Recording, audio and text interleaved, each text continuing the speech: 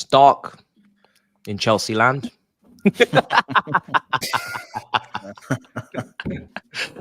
We should have done the whole show with that dark background. Just turn the lights off. Just turn the lights off. People are discussing anime in the chat. People are saying, "Why is this not an emergency episode?" at this, you know, put it like this: as this is the intro, right? This is the intro to the show. Put it like this: when a area is highly densely populated and the crime rate has shot through the roof, and 999 has been called so many times, there's only so many times that you can really respond as an emergency service. You just have to chalk that area off as the red zone and just let them have at it. That's basically what it is. Like, we can't keep coming out to sort out the mess. We just have to just let it be. But big up everybody in the building and in the chat. Or you can eat Chelsea, another episode. Younes said it very well before we started recording. If you don't laugh, you'll cry. And I think it's about time we just laugh this off this episode. Just enjoy ourselves. Let's just enjoy. Let's honestly just enjoy. Miz, brother, how are you doing? How are you feeling, brother? Big up. Big up, bro. Yeah, I was contemplating how should I portray myself today? You know, should I be the ultra positive so that I can seem very, very ridiculous in front of everyone? Should I be the realistic person who may come across negative and then get a barrage of comments after the show that this guy, you know, is just so negative all the time? So I don't know, man. Maybe as you said, we'll just laugh it off. We just try and be a bit of a stand-up comedian today. That's the best we can do, bro. Younes, brother, how are you doing? How are you feeling? I'm good. I had a great weekend. I mean, we're going to divert. Let's in the chat. Let's take a moment to acknowledge the return of CM Punk. Yeah, in these years, that made my weekend. Chelsea put me down, and then that lifted me to the moon. So if that wasn't happening, I'd be in the gutter right now. So because of that, it lifted spirits. The needle mover, yeah? The needle mover. The needle mover. Is he one of your most favorite or something, CM Punk? He's just a legend of WWE. And he's been away for so long. I don't even watch WWE. I don't even watch it anymore. But he's been away for like, it's the equivalent, Miz, of, say, Ronaldo coming back into his peak and performing like a masterclass in the Champions League for you, just like giving you that moment. See, I remember when The Rock was gone for a long time, and then he did that comeback against John Cena. For me, was because I was watching it at that time. Yeah, still, and for me that was huge. That was like, whoa, The Rock. Like, yeah. It's the same. Randy was there as well. Randy Orton was there. Yeah, Randy Orton back as well. No, it was. Go on. Yeah, I'm not gonna lie. I think I saw your tweet about it. It needed those introductions because I looked at the way it was before and I was like, I don't know any of these people. Oh yeah, 100%. No, it was done. It was done beautifully. It was done beautifully. It couldn't have been more perfect. Which is why, considering the Chelsea result, that happening the way it did to perfection was just okay. I feel better. This is great. But talking about Chelsea, yeah. We're gonna just laugh this off, aren't we? Because if we're 100%. Not, we're gonna cry for the next few months at this rate. Because it's just not looking good, man. It's just not looking good. Baba, brother, Bruno. How are we doing today, bro? Bring back Bruno. See, I am quite numb at this point. I don't feel anything right now. Like, even if we would have won that game, we would have lost. We lost that game. It does not matter to me anymore right now. It feels like that. India lost. India lost the World Cup final. Then India in football lost the World Cup qualifier game against Qatar. Then Chelsea lost to Newcastle. So yeah, you didn't have no CM Punk to look out for. Like Younes had CM Punk.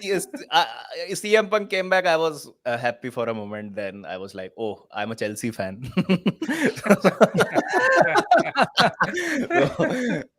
So CM Punk returning did not do much for me, unfortunately, because there were a lot of sad moments before that happened sportingly. But yeah, other than that, it's all good. I love it when you lose and everybody else wins. So many happy faces around everywhere. You look at any other way. West Ham, smiley, late winner, smiley. You know, bro. The worst part was Havertz scored a last-minute goal to win Arsenal the game. Yeah. You know, so happy for him. Yeah. One of my friend who's an Arsenal supporter, he called me after the game and he was like, "I'm gonna cook you, bro, tonight." Yeah. I was like, "Go on, say whatever you got to say." But yeah, man, heavy. It was a heavy week. Heavy, very, very heavy. Very like all you can eat. That was a buffet. It wasn't great. It just wasn't great food, but it was a lot. A lot of food, a lot of moments at the weekend. A lot happened. I think there's only one place to start. Let's be quite honest. Sterling, what a goal! I mean, what a goal! What a goal! Man of the match performance, as I said. I've never, and Miz, you've been saying it, right? I've never seen him whacking a free kick like that before. I know he did. Apparently, he did one in lockdown. Say sorry to me. Sorry to me. I apologize. I got it completely wrong. Do you know what? Maybe he should be on free kicks from now on. I know James can whip him as well, but he stuck that right in the top corner. It was absolutely lovely, incredible, brilliant technique, up, down, a little bit of swivel. Why didn't he take the next one? Dare I say it? Yeah, it's true. He should have took the next one. It was beautiful. What a moment. Another issue with Reese's captaincy that you were alluring to in the Twitter. I think you're onto something, Matisse. No, that wasn't me. That wasn't me. Do you know what I'm saying? That wasn't me. Do you know how painful it is to see? Sounded like Shaggy, wasn't me? Do you know how painful it is to know an Arsenal fan is on your account ripping your players and you're just seeing all these comments? Wow. I thought this guy was better than this. I'm just like, bruv, it's not me. It really taught me that so many of my followers, they just don't know me. Because like everybody who knows me, they know that wasn't me. They were like, this is out of, first of all, he doesn't fucking tweet this much. Second of all, this just doesn't make any sense. Like just the way the tweets are constructed, they were like, nah, this is definitely not him. But the amount of people that were just like, this guy, I can't believe he would say, I'm like, bruv, you really think this is real? What, Hugh Beef last night, slander today, all in this short space of time. You really think this is real? God damn, you guys are gullible. Shit. What was the backstory? How did that all happen? I didn't understand what actually went down. Why it happened? You're like, how did Skull take your account? Like, he didn't hack it. I had to give it up as a forfeit. I had to give it in the account. Like, what did you forfeit for? Like, I lost on the Fantasy 5 predictions. And that was that's why Grizz got food. Grizz got like 60 quid's worth of free food. And he was munching away. I really should have took that more seriously. I didn't realize the consequences were going to be so vast. So you're saying it could have been Saeed, Zakan, it could have been anyone. Yeah. Oh my days. Is this going to continue? No, it's not going to work out again. So. No, absolutely not.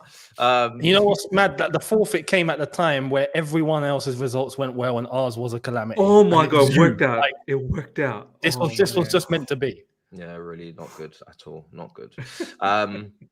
So yeah, I mean, like I said, Sterling, great positive. Looking forward to. I'm also looking forward to the 4 centre backs in a row.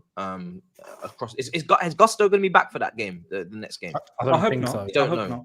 I hope not. I think so. So I'm going to spin this into a positive, right? First of all, Conor Gallagher gets to be captain again, and I think his record better captain than Reece James. Well, his record as a captain is pretty good, right? We seem to win. We play pretty well. So I'm looking forward to him having the armband again. Reece gets a rest. So Reece is not going to get injured in the next game. So this is good. Extends his potential, That's one thing he does good, resting. Longevity wise, really. That's good. From set pieces, from an attacking standpoint and defensive, we're going to have 4 centre-backs across the back 4. So we should be brilliant aerially. So that could help because, set pieces have been a bit shaky recently. We conceded a couple of silly goals, silly billies. Lascelles free header, Kanji. Now we're going to have Colwell, Badiashile, Silva, and Disasi all in a back 4 together. We should concede probably at least 2 less goals. We've been conceding 4. No, none. Maybe none is no goals. Clean sheet. Clean sheet. Clean sheet. 100% clean sheet. I love that. So I'm looking forward to that. So yeah, aerial ability. Reece is not going to be injured. Sterling's on form. What else have we got? Cucurella is also suspended. I heard. Yeah. So the offside trap will be perfect then. Perfect. So, Perfect. yeah. Levi Colwell left back. Yeah. Yeah. 100%. Yeah. Offside trap will be on point. Yeah. Midfield, Caicedo got rested, so he'll be fresh as a fiddle for Brighton. And he's playing his ex-team, so there'll be that celebration after the match. He can go to their dressing room and celebrate. So there's that.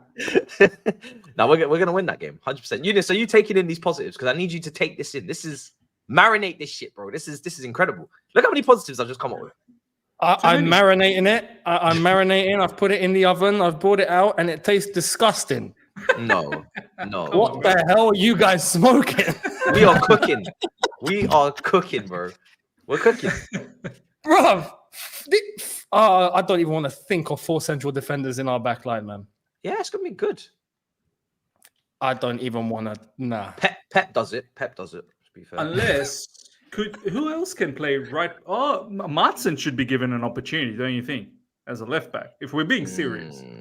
There's more chance Poch coming on and playing.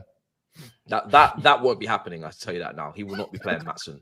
Maatsen is not, because he needs to be safe for the January market. Because we need to, protect the value. Because that's what we are about, protecting values of players. That's how we're going to balance out buying another Brazilian kid. That's absolutely right. It's all about balancing the books and buying the next 2-year-old available. Yeah. I'm just thinking, who are we going to buy after the Man United loss? Which 2-year-olds available? We're not losing these games, bro. We're going to win. Did you not hear the plan? Are we not buying more kids? Like, no. I want we're more buying kids. buying a kid this week, right? Fabrizio will probably confirm in a few days. We're buying a kid this week because of the loss, and then we're going to win the next 2, and then that's it. That's the last kid we're buying. I promise you. Like, I know I've said that like 10 times now, but that's the last one. That's the last one we're buying. It's been. I feel like we don't have enough though. You feel like we need more? That means our average age of youngsters is like 15. We're going to bring that down to about 11. And then we're going to try and that is the new lower. policy. That's the new policy. Yeah, soon we're going to develop like AI, right, resourcing and scout technology that's going to detect whether a baby straight out the womb has genetics to be a top professional footballer. We're going to do that. Yes, yes. 100%. So as soon as they come out, we're going to sign that baby right now. Check out the stats for that baby. Straight into the youth team. How many kicks inside the tummy? How many expected kicks? That will be expected. Expected kicks in the tummy. Talk to the mum. XKT. How many times did the baby kick? XKT. Yep. That's insane. Is the baby a shooter? Yep. Are they going to shoot? Was the technique good? Was the kicking technique good? Oh no, that you see the rate of shooting, right, and the power of the shots will come as a successor to the power of shooting of the father initially. Do you know what I mean? We're going to track it even further back. Did all the way he to the choose sperm. Do you know the right speed? The speed wasn't good. It's going to get to a point we're going to start like analyzing males to detect their power of their offspring that they might bring to the world. Then it's going to go from there. This is where this scouting is heading. People are calling it fetus ball. Elite. Fetus ball. Elite level. Fetus ball. By 2089, we should have a team ready to compete for the Premier League. We're going to win not just the quadruple, we're going to win everything. The sextuple. Unbelievable. Wow. What the hell has happened to us? Listen, I think that's all pretty logical, to be honest. Like, you had me at fetus. I'm not gonna lie. That was like that was the moment I was like, yeah, now we're cooking. Literally, we're cooking. I'm certain this is exactly how owners are thinking. I wouldn't even be surprised if these are the conversations they're having. These are the exact conversations they're having in a lot more serious manner.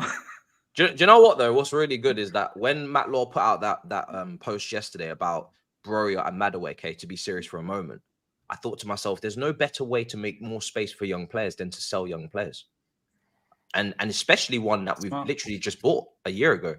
You know, so that's cool. I like that because it just keeps the rotation going. Do you know what I mean? If you develop a little bit, like just as you start to develop them, bin them, and then develop the next ones, and just keep developing them. Matisse, I was saying like Dortmund do.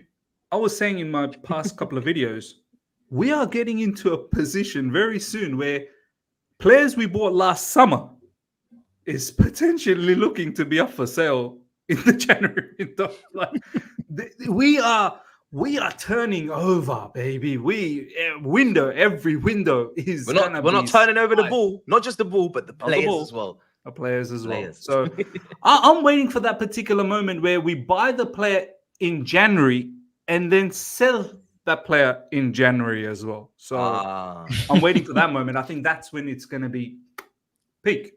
I think it's possible. I think it's possible. Top tier Gordon Ramsay Michelin star restaurant policy. Flip the tables ASAP. Get the next customers in. Get these ones out. If we can bring someone in on the 1st of January and flip them for a profit on the 31st of January. I think Barcelona did that with Emerson Royal, didn't they? Did they actually make money out of it? They do that. If possible. Yeah, or was it Malcolm? One of those two players. I don't remember exactly. But yeah, Barcelona did that. Trading FC. Gonna start looking at candlesticks and shit. Like, gonna start looking at like, oh, we're gonna enter at this price. Wait like 24 hours. The price has gone up. Sell him, bro. Sell him now. They must think it's stock market. Like they must stock look market, at the bars. Stock market FC. Now, listen. I'm gonna warn everybody here. When we win our next game, don't get too ahead of yourselves now. Right? This is the last time. No. All right. Remember this feeling. Okay. When we win the next game, because we are gonna win against Brighton. Watch. Nah, bro. This club has fooled me 3 times this season. I'm not falling for it now. Which was the times? I'll explain to you why. Played well against Liverpool. Played well against Liverpool. Shit against West Ham. Played well against Arsenal. Shit against Brentford. Played well against City. Fuck all against Newcastle United. I'm not falling for this shit now. I'm not falling for this shit anymore. That there are a lot of positives on the game. We are back. We are so back. We have scored 4 goals in 2 games consecutively against Spurs and Man City. And this run, which was supposed to be the undoing of us, we played well against the big teams, and we've lost. I won't say Newcastle is a small team, but if you play well against Spurs away, if you play well against Arsenal, if you play well against Man City, you're expected to get something out of Newcastle. But this team is making a mockery out of us, man. Like, you don't know what to expect. You know what? We might kill Brighton. We might kill them like 5-0, and Newcastle. I'd love it if we beat them. I'd love it. Yeah, honestly. And Newcastle might beat the shit out of Man United next week. Okay, and we'll be like, oh, now we are in a good space. We go to Man United, and next thing we know, it's 2-0 to Man United, and a very, very pathetic. And the match hasn't even started. 2-0 before the kickoff. Yeah. Do you know what I mean? So all of this can happen. Well, Bruno Fernandes last a couple of seasons ago, he scored after the full-time whistle. So if he could do that before the first whistle, anything is possible. Quite anything is possible. Do you know what? I said it after the match, and I've seen all of your videos as well. I think you guys are all spot on, right? I felt cheated after the match, man. I feel like this is, I think, how cheated, like when you get cheated on, would feel like. Like, thank God I've never been cheated on, but I think that's how you'd feel. Like, you just believe in someone so much, momentum going the right way, and you're excited. We're going to do something against a supposed Newcastle team full of injuries. And then you get slapped 4-1 and you go, I can't believe you cheated on me like that. But like are you going to break up with them? Because call me toxic, but I'm still here. I haven't left the house. We're always here, aren't we? I haven't left the house. In fact, you know, we're sleeping in separate rooms. Don't get me wrong, but I'm still in the yard, and I'm here for round 2 against Brighton and Man United round 3. I'm not going anywhere. Maybe because we got loads of kids. Maybe it's because we got loads of kids, like we mentioned earlier. We've got so many kids. Gotta stay for the kids, and we're still having more kids. There's another kid in January, so we're expecting. So it would be wrong to walk away. We're expecting a kid. Well, are they all our kids as well? Like, are they all our kids? Or other teams are? We ain't going though. Hey, no one said they were all our kids. No, let's be serious. Do you know what I mean? But they're here regardless. You know what I mean? So I'm not the what's it called? I'm the dad that stepped up, isn't it? Right? Is that how it goes? Are we moving like Madonna, just adopting everybody? What's going on? Aren't we? Aren't we? Sometimes they're homegrown. Sometimes they were birthed, and sometimes we bought them from. We bought them, adopted them. Yeah, adopted them. It's actually From funny Brazil. when we're talking about the amount of kids that we have, and then we get turned over by a kid at Newcastle named, I don't know, Miley you call him? Cyrus. Miley Cyrus. Miley Cyrus. I was yeah. calling him Miley Cyrus as well. Like Miley Cyrus. Yeah. it goes to show. Yeah. Interesting. Yeah. No, look, I'm going to say this. I agree with Drogbaba. Yeah, I said this as well. Fool me once, shame on you. Fool me twice, shame on me. This is the third now. It's the third time, yeah. What's after that? Fool me thrice, shame on all of us. Or what's going on? Like, how does it work? Shame on everything, bro. Like, look, at this point, it's a case of we're just going to see what happens. Yeah, But I said it. Do you know what, Younes? Post that match, I was telling the people that I'm already thinking about what my preview is going to be for Brighton. I said it's literally going to be a minute of. I'm confident, genuinely. And then I'm just going to end. That's my preview. Because we've lost, we're more likely to win. That's how it works. Because we've lost, we're more likely to win the next game. Do you get it? The problem is, Matisse, in the games that we play well, we are not able to get 3 points. Like the games which I mentioned, Liverpool, Arsenal, City, all of them games were draw. So we would have taken a good performance if we would have backed those results with a win, like against a smaller team, like if you play well against Liverpool, you have to win against West Ham. If you play well against Arsenal, you have to win against Brentford at home. And we were expecting a good performance against Newcastle after that City performance. But that's the issue. We have nothing to show for good performances as well. But do we think the team, because a lot of them are kids, right? As we've established, mentally just a little bit naive sometimes. Yeah, see, what I have observed about this team immature. is they panic very quickly. Like they fall into this panic mode once the things are not going their way. You would see passes being forced vertically once we are behind, and once we concede a goal, the desperation kicks in that we have to get back. I don't know what happened against Man City. I think players thought that we had nothing to lose, or okay, it's Man City, so we'll just play our game and we'll see what happens. But against Newcastle, you could see after that Lascelles goal, like the desperation kicked in, and what the hell Reece James was doing there, like with that second foul, I don't know. So all of that happened because of us being desperate, us being a very panicky team when things don't go our way, and this is what you get when you have kids in the team. But we this season we love chaos. Like we haven't had a boring win, I don't think, or just a boring game actually. Really, when was the last time we had a boring game? Fulham was a good performance. Like if you could say a convincing first half display as a complete package. Yeah, and we went behind to Burnley, didn't we? And then we had to come back. Yeah. It feels like every single game is like a lot of chaos, a lot of back and forth. Luton was first half was boring. I think first half was boring. I just feel like we're very immature as a group. It's not to say that we'll talk about it. The mentality. How does everybody feel about the training? The lack of maybe, especially yesterday. Obviously, Sunday was more a public statement, and then it turned out we didn't train. But Monday probably expected us to be back by then. Tuesday, hopefully, we'll see some pictures. Who knows? Maybe not. How do you feel about the mentality of the team? Because that's obviously that's being questioned after the Newcastle game. I think that's the only game.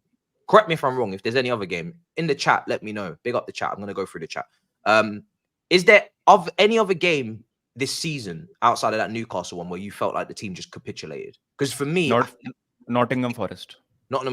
Okay. Yeah. West Ham second half. We weren't good. Even Brentford second half. Brentford, I was going to say. Brentford second half. Yeah, Brentford second half. Yeah. This is right. We're going to talk like how we was talking earlier on. Yeah. This is Forex FC, Stock Market FC. So there's a downtrend. You'll get moments of it going up for 15 minutes, but the overall trend is down. It's down. And this is like, look, there was 3 things in that Newcastle game, right, that were actually different in terms of previous losses, right? So we had the main excuse that we normally had is, okay, we come up against a low block, we struggle. We can't find a solution. Did Newcastle play a low block? No, they didn't. Which is why that's why we was confident for we thought, okay, this suits us this game. Gallagher suits Gallagher that game. And we ended up folding the way we did. And on top of that, we're talking about the kids. and maybe lack of maturity and all of that in terms of the kids. Understandable. And in previous games, that's been, you could say, an issue. We've got 2 massive mistakes from 2 of our most senior players. One being our captain, club captain. So it's not even that now. Now it's the seniors. So this is what I'm saying. We're starting to introduce new things that we didn't think was a problem now coming in. And we were talking about mentality and all of that back then. Now we're talking about overall mentality, discipline, fortitude, those sort of things, which on the back of the Man City game, we didn't think was an issue. But now it seems like it is. So this is the thing. Is it an overall downtrend, even though we get those little ups from time to time? That's, 4XFC. Sell. If you're putting in your stocks, sell. Yeah. I think one thing that I'm starting to come to terms with is, will this team go on a run of wins? It's looking more and more likely that they won't, because they don't seem to be able to control certain situations. A lot of situations are getting out of hand on the football pitch. Exactly. Whether it is the Arsenal game, which they said in the chat, we're winning 2-0, control that, see that out. They can't, right? Whether it is the Newcastle one, you've gone 2-1 down, and now it's 3-1, and now it's just a capitulation, and everybody's getting themselves either sent off, suspended, or just conceding a stupid goal, right? And then, and there's other games. So when people ask me, like, do I feel like Chelsea is toxic right now, or do I feel like as if when we're going to lose the next game? I'm not deluded in my opinion to say I don't think we're going to lose the next game, because I don't think we're a terrible team. I don't think we're a terrible team. But so I actually think we can win again. That doesn't surprise me if we win again. But I'm starting to realize we are going to lose quite a lot of games too. And that trade-off is going to leave us in a position that I didn't really plan for. I planned for Champions League. I think the board planned in their heads for Champions League, but did they assemble a squad that was going to hit the ground running with a catalogue of evidence behind them to say, we've done this, we've done that this season, we've done that this season? When these players have to dig for these moments to see out a game or to see out a win, they have very little to go back on and say, in terms of previous work done. If you hire someone to do a job for you, like a DIY job, you'd like to see some previous work. You'd like to, if you get someone to do an edit for you, thumbnal or whatever, as a YouTuber, absolutely, you'd want to see a catalog of work, some sort of folder of previous work to really say, this is the level of quality that I'm getting. The problem with a lot of these players, and Silva, it's a brain fart, whatever. I'll exclude him from this because he has his catalog is Argos. You know what I'm saying? It's not even Argos, it's AA. It's the phone book, was it? What's the phone book called? What was that used to be called? Younes. Yellow Pages. Yellow Pages. That's Thiago's catalog. That's a big one. But most of those players, even the best ones, it's just their catalog is just very thin.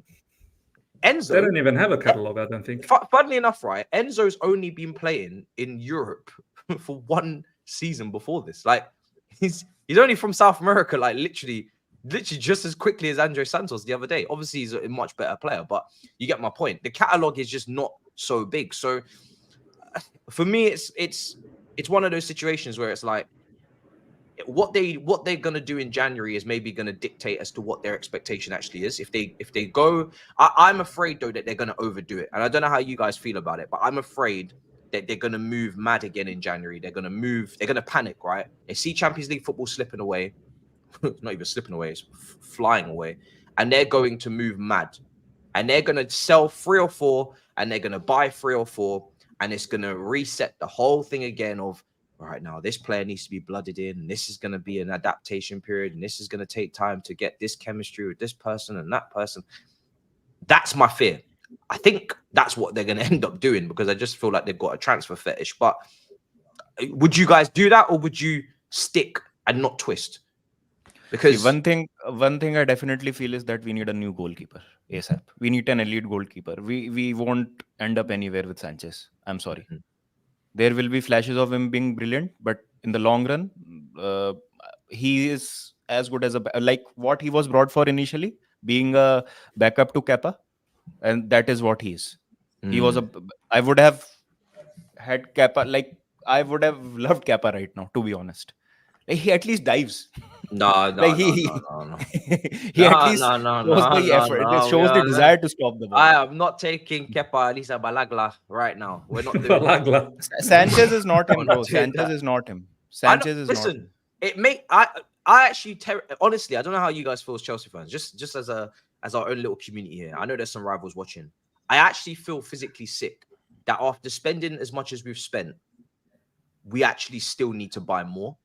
And it's looking like 2 or 3 minimum to even get us to a point where we're qualifying for Champions League. That It's makes shameless, me sick. bro. It's shameless. It's really shameful. Like, it's really. I have no problem with spending it, and then, like, say we're in a Champions League fight, but we're not quite ready to win the title, and it's going to take time for everybody to really develop and get to that level, right? Cool.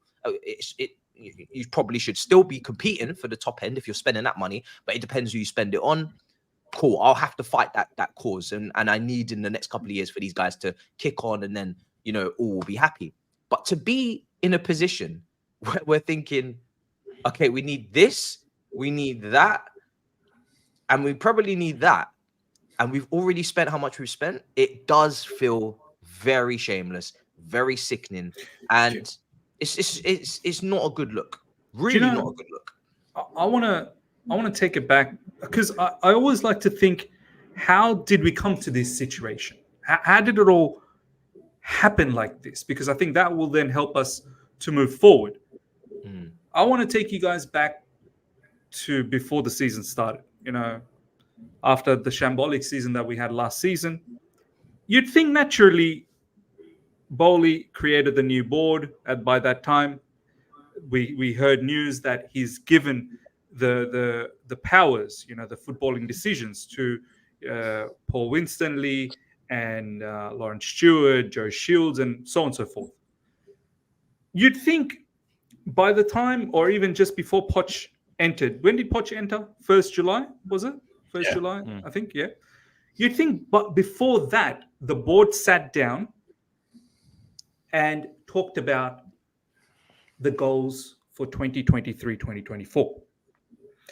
Because you start from what do we want to achieve, and then you work yourself down as to what do we need to achieve that target. So let's say, for argument's sake, I want to be somewhat realistic. None of the board members would have said we want to win the Premier League, because I think that would be very unrealistic. Yeah. I think it's safe to say they would have said we want to get into Champions League spot. So there's 1, 2, 3, 4, 5. We obviously can't get 1 because that's winning the Premier League. That's not going to happen. We're not there yet. But anything downwards from 2, 3, 4, 5, that's the aim. Yeah. So we got the aim. We know what we want to do. Then they start thinking about, okay, now how do we get a squad that's going to be able to achieve that plan? Now, this is what I want to hear from everyone, live chat, and you guys as well. Did the board actually think this player, who are Nicholas Jackson, Ugochukwu, Cole Palmer, XYZ, everyone that we bought, that was the team along with Pochettino? Did they truly believe that is the ingredient that was going to get us Champions League? Because if that's the case, if they truly believe that, I'm pretty sure they relayed the message on to Pochettino as well.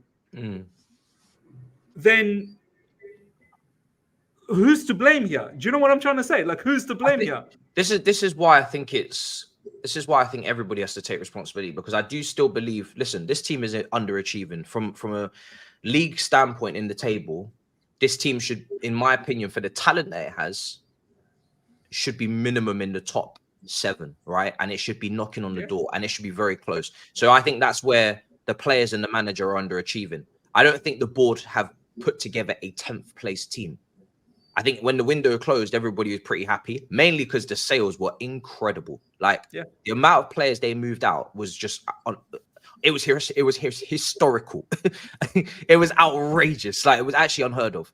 And the players they brought in, there weren't really any negatives to them, because they were either players that we wanted, like high-profile young players like Caicedo or Lavia, or they were cheap-ish young players that we'll just have to develop like Jackson. We didn't spend so much money on Jackson that he blocks a move for a big striker if it doesn't work out. So it's not like a signing a Younes, or it's signing, you know, Havertz or whatever for 65, whatever, however, you know, how much money they cost. I think for me personally, with this team, from a talent perspective, I don't look at Newcastle and look at Aston Villa and look at these teams and say, from a talent perspective, we can't compete.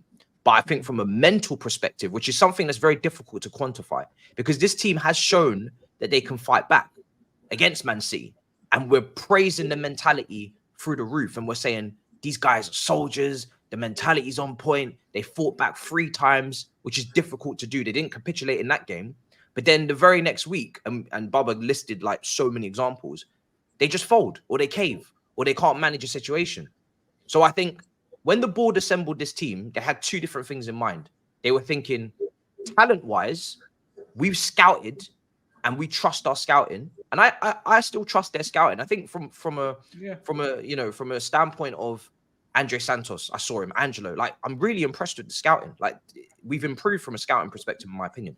But they didn't quantify for the mental fortitude and the absolute high competitive nature of this league, which needs, and I'm not even going to say experience for age, because age is like just a number, but they haven't recruited players that have actually gone through, have evidence of qualifying for Champions League in this league at some point in their careers. Do you know what I'm saying? So it's a tough one. It's a mess. Do you think, so you know how a lot of it has been data driven, right? A lot of the scouting has been, I don't know whether you can quantify mentality. Is mentality something that you can read from data? Like, is there data on? Not from.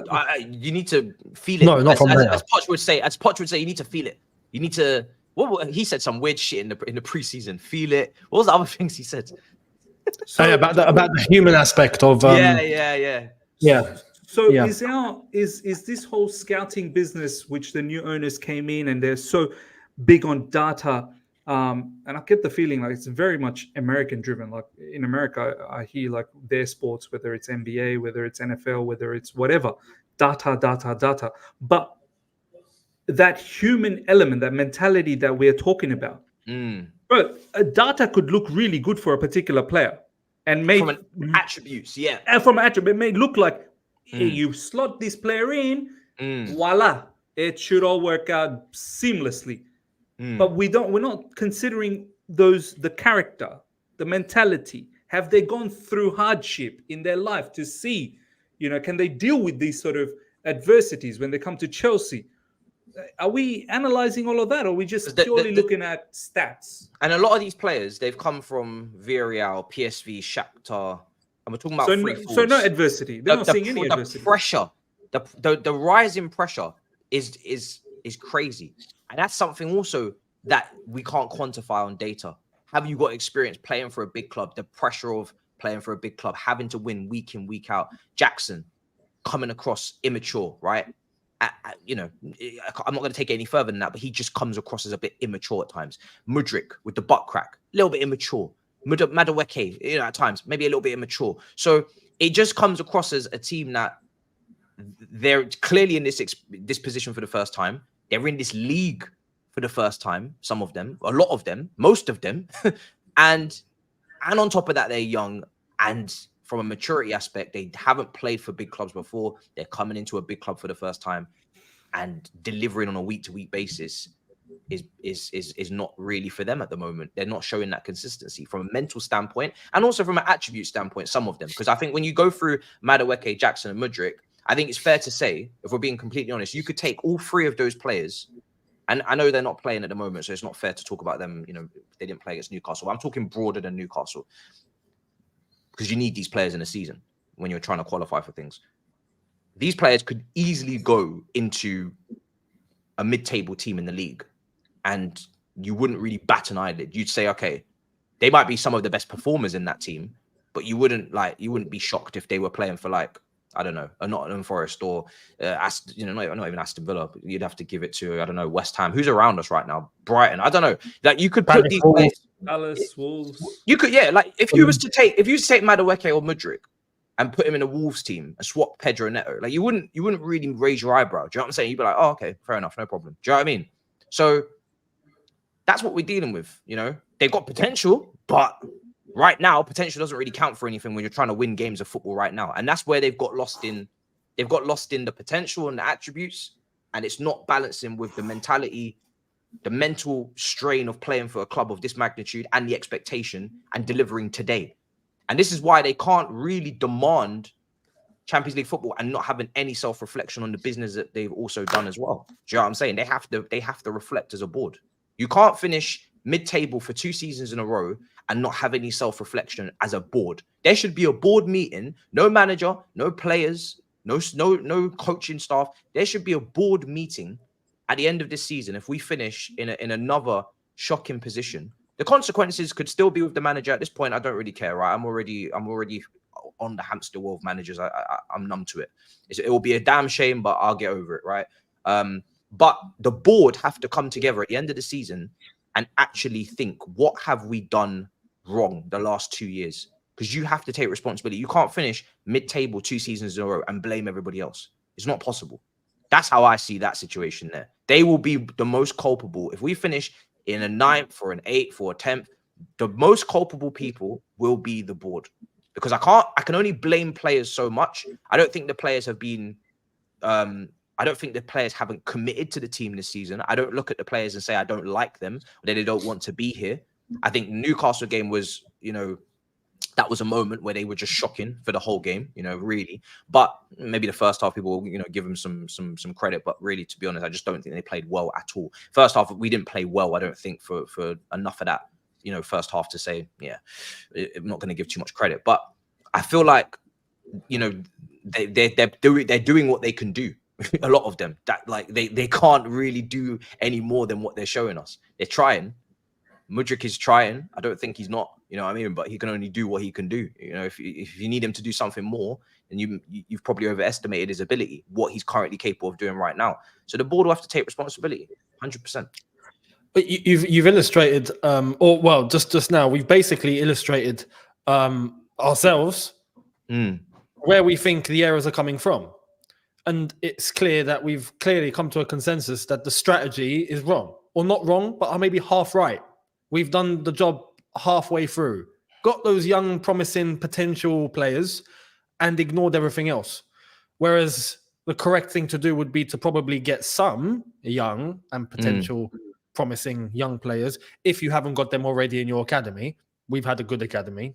There's that. That's another point. And then you also bring in who is going to come and get you the job done now, which we've completely ignored. That is a strategy that has come from recruitment or upstairs, together, separate, however they've done their... If Todd Bowley and Iqbali and everyone have gone, okay, this is our new recruitment team, you guys are completely in charge, we're not going to interfere, which, by the way, I don't think is the case. I thought that was the case, but I don't think that's the case. I heard JT speak a few nights ago, and he was at some event, some gala, I don't know, and talking about, there's a Chelsea-related thing. And he made it clear when asked about Roman that the current owners who interfere in footballing matters, unlike Roman, who didn't and let the footballing people do the footballing stuff, and that helped our success. I was shocked when I heard that. Also, because JT is active currently at Chelsea. So I'm like, okay, there's something to this. Anyway, that's that. But we've clearly illustrated that there's a problem coming from our strategy and upstairs, which has now affected everything. So when you look at 1 billion spent, bruv, they're not stupid as business people to spend 1 billion out the window because they don't know what they're doing. Now, there's 2 factors here. They either don't know what they're doing and they've just got this completely wrong, or they know what they're doing and they've got an incentive. Despite us playing badly or despite us not getting a result, they're going to get something out of the situation. And the only thing that I can think of is money, where you look at the young players that they have invested in, that they know are going to return a value in future, if they do play for Chelsea and up their value a little bit, and then they get sold down the line, which we've been talking about, getting players in and young players out, and just, come onto the wheel and just rotate and then get chucked off, and that's it. And we're just going to generate profits that way. If that their incentive at the expense of what the team is actually going to go out and achieve, they have a chance to reverse this poor strategy so far coming in the coming window or windows where we have to bring in players that are going to get the job done now. If you had told us that we were going to spend $1 billion, right? If you look back, we could have taken $1 billion, if you just calculate it, and spend £150 million 6 times and still have money for a Cole Palmer.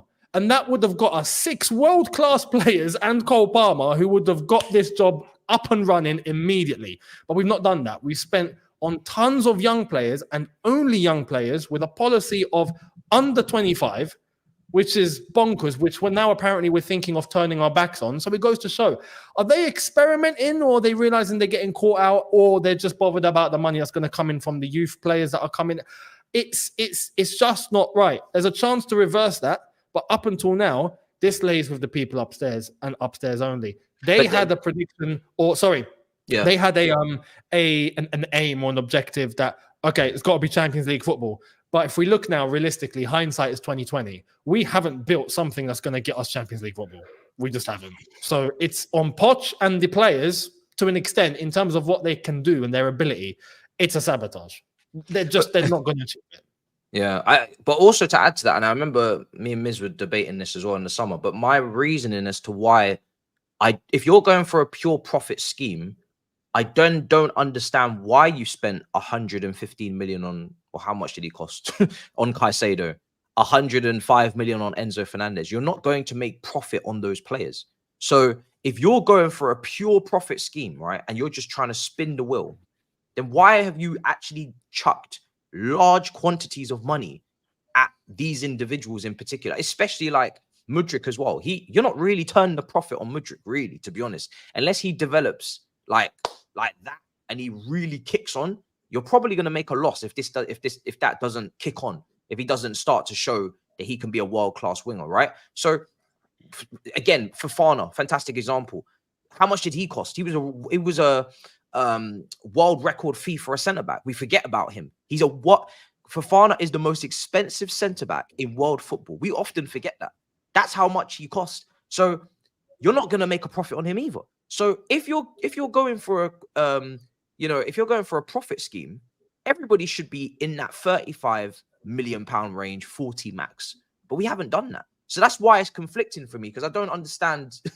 I don't understand if you're spending that kind of money, I assume you're ambitious. And I've always seen it, in my opinion, the best way to make money in football is to be successful. You can make a profit on players, but any businessman surely understands that a team that is not performing well on the pitch is not going to make as much money than a team that is, because you're not going to get as many ticket sales. First of all, the fans are not going to keep turning up to a team that are finishing in 10th. They're just not, right? You're not going to make as much prize money from winning or finishing in higher positions. You're not going to be able to expand the brand as much and marketability. You're not going to be able to get as much money from sponsorships if you're not in European competition, because your sponsor is literally being seen less on a shirt for less games. And I can keep going on and on. Billboards at the ground, I can keep going on and on. We are going to be on TV. We have one of the smallest stadiums as well, so it's not like we make a lot of money through that. Exactly. We are going to be on TV.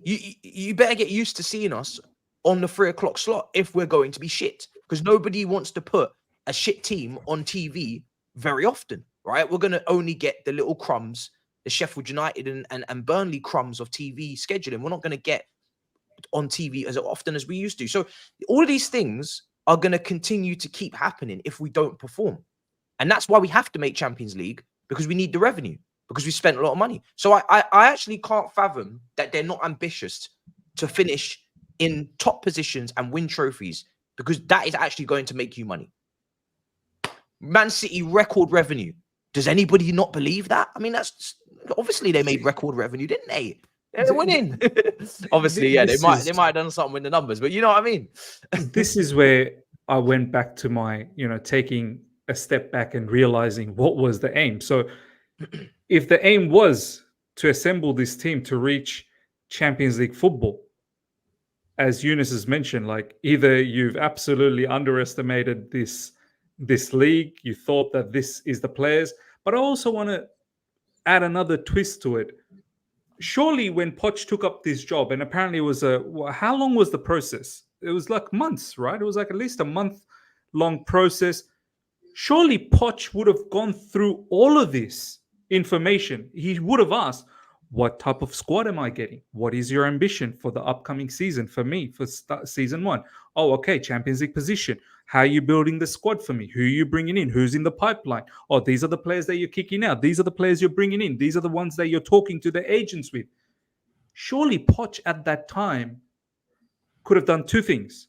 1, could have said, mate, this team ain't finishing in the Champions League. I'll tell you straight up. They ain't finishing nowhere in the Champions League.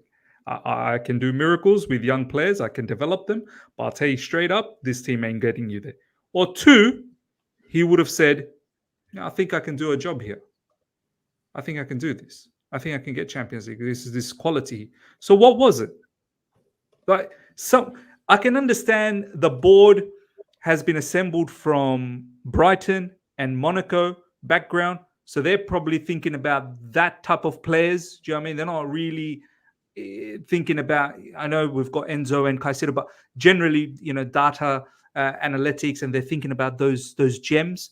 But surely someone has to come in the middle. And Poch has been around the blocks. Do you know what I mean? He's seen the world. He's managed other clubs. He's been in the Premier League. Surely someone a little bit more experienced should have come in and said, hold on a second. A couple of these players are fine, but not so many of them. But do you know what I'm trying to say here? Like, for me, it's not like, of course the board is wrong, but why did Poch take this job? Or why didn't he voice all of this out? Or was he clueless to all of this? Do you know what? I think there's a very easy answer here. Respectfully, he's on 10 million a year. But a big opportunity on the CV, a club like Chelsea, an opportunity for him, Premier League return, £10.4 million a year. Oh, so he just came for the money?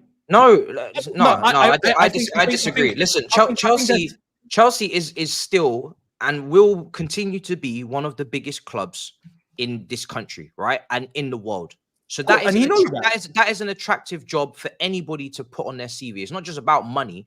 Yeah. You can get paid, a load of places, but this is still in my opinion, it was a very attractive job. Now, if they sack him, say next week, I think the job continues to maybe become less attractive under this ownership because people are getting like ridiculously little time to work with the squad. And at that point, you start to really look at the media that has circled around this board and the amount of people that have said they don't know what they're doing, they don't understand football, they didn't even know we were qualifying for Champions League, etc. That you had to qualify for Champions League. They've now sacked, I don't know how many managers we've had in the space of 18 months. Then that type of publicity is going to affect maybe who we can start to bring in, which is why I'm a little bit hesitant, very actually hesitant on this whole hiring and firing, because we've actually got a manager that I don't think is a bum. He's not someone that doesn't know football, doesn't have experience. He hasn't worked with big players. He knows how to get points in this league. He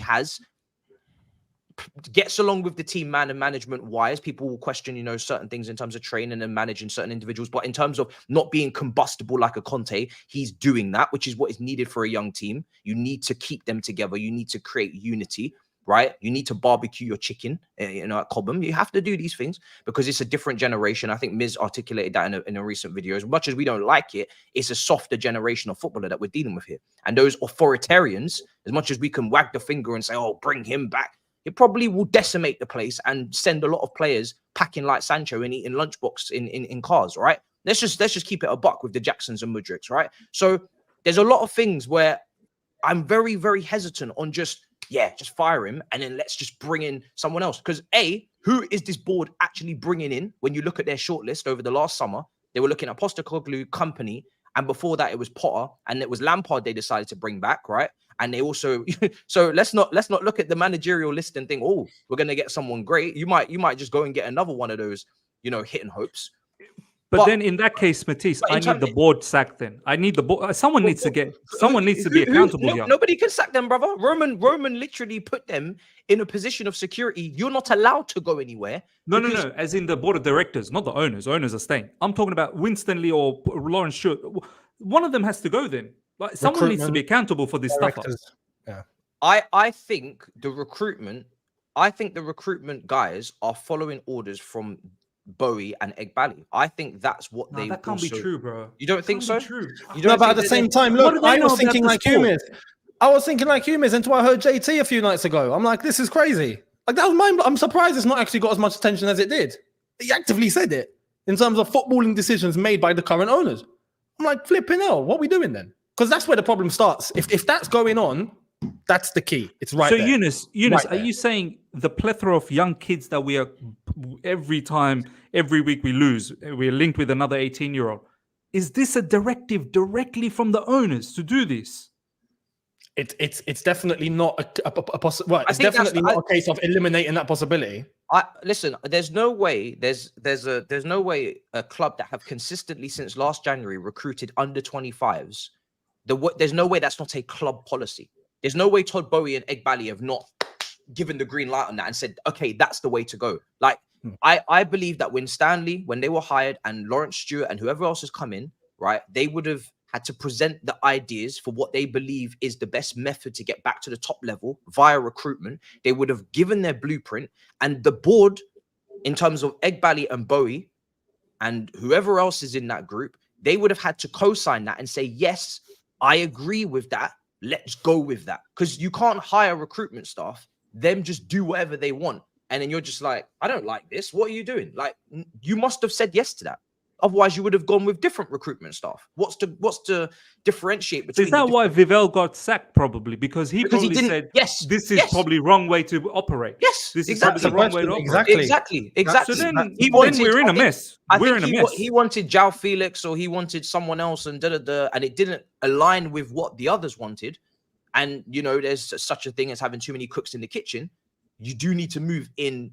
Obviously, you want debate and you want, difference of opinion. But at the same time, to get any work done, you do need to agree. And if he completely disagreed, which he probably did, and I think that was the report, then obviously he had to go. The problem with our club right now, though, it's very difficult to know what's going on because there's so many briefings. So even if you follow the news, and even if you are following everything that's going on, you don't really know what's true and what's not true because there's so many briefings and so much fake crap put out there to save face and to create an image, which is happening really often. That Victor Osimhen story was a classic example. Why did that come out then? 100%. Telegraph exclusive. The same day, straight after Newcastle lost. Come on, it just doesn't get any. Doesn't get any fooling easier than anyone that. here. You're not fooling anyone. Honestly, it doesn't get more bait than that. Do you know what I mean? But that's what we're dealing with. Do you know what I mean? We're dealing with an institution which is like it's like news. It's like BBC or a massive corporation that can put out any agenda or any news cycle they want and change the narrative on a situation like that. How many transfers out of the club have happened, and the narrative on that exiting player has been put out with all of this propaganda, all of this narrative to make the fans not be happy with said exit of the player, to make the board look better. When really, reality is we don't really know what's transpired behind the closed doors. Did that player want to stay or go? Was that player offered a contract? Were they communicated properly with over the phone? Were their calls returned? Who's actually at fault? We will never know, because every time something goes wrong, there is this massive machine that comes out and pollutes the TL with a whole heap of news, and everybody gets it at the same time, and bang, all the journalists suddenly put it out. You're never going to know. And no journalist is going to come with anything that they know to be the truth, because they're in with whoever's giving them this news because they want to continue to get their news and get their clicks. It's a cycle that will never be broken. And it's a cycle that we're never going to be able to beat as a fan base, to actually get to grips with what's going on. The only thing we can do is win football matches, because if we win football matches, we don't get briefings. If we don't get briefings, we don't get drama. But easier said than done. So, yeah, I mean, for me, I said it on my last video. I just feel like we're in a position where sometimes it's okay to just not know what the hell to do next as a fan base. Like, we usually would have a certain thing we'd go to, right? Which is sack the manager, then the world-class players stop doing the down tooling thing, and then they go and win the Champions League or they go and win the Premier League. But we're in a situation with all these players on 7, 8 year, 9 contracts where they're not ready to win major trophies. I believe they're ready to be better than they are. They're not ready to win major trophies. And then like I said, you don't even know the type of manager that this board are capable of bringing in, because so far, look at the evidence we have. Are you excited by the names that have come in so far? Like previously, Pochettino is the only name that came in that I was excited about.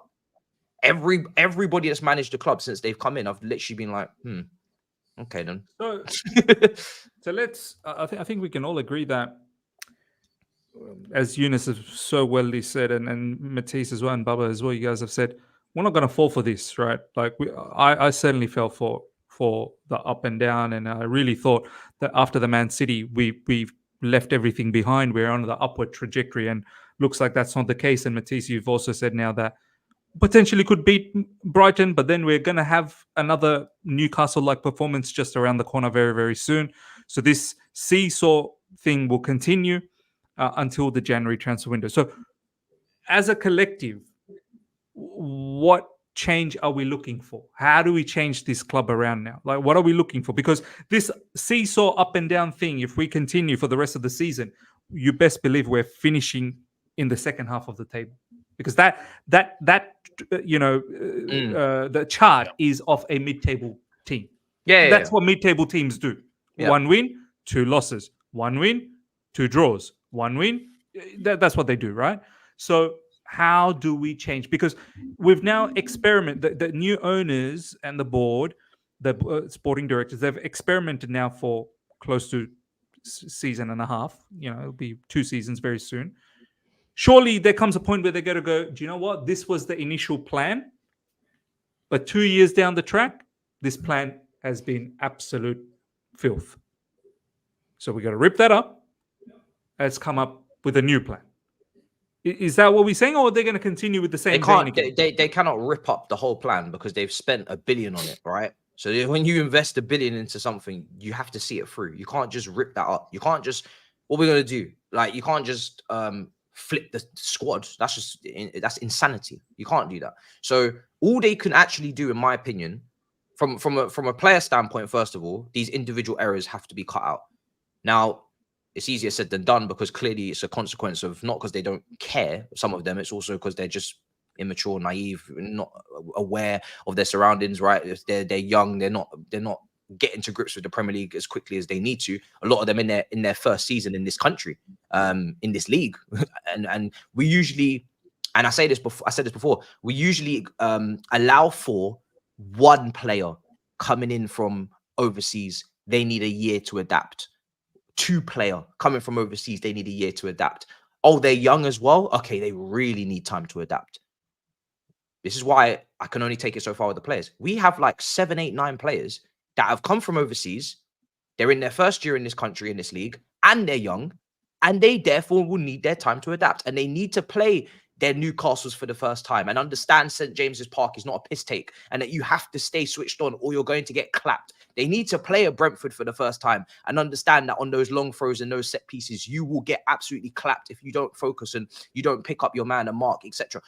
But that only comes from playing these teams multiple times. And that's why when you do these type of, signings, you tend to do 1 or 2 and you surround them with players that are seasoned veterans in this league, and they've got the evidence to show for it. So when we talk about other young players thriving in other teams, it's because they're surrounded by quality, but also experience, but also know-how, but also, there's so many other factors that come into this. Unfortunately, there's a lot of factors and a lot of things that, we can bring up that this squad just don't have. And they're not just going to get it. They're actually just not just going to get it. They have to get it through playing games. So individual errors, I'd love that to be cut out, but that's going to take some time. January, less is more.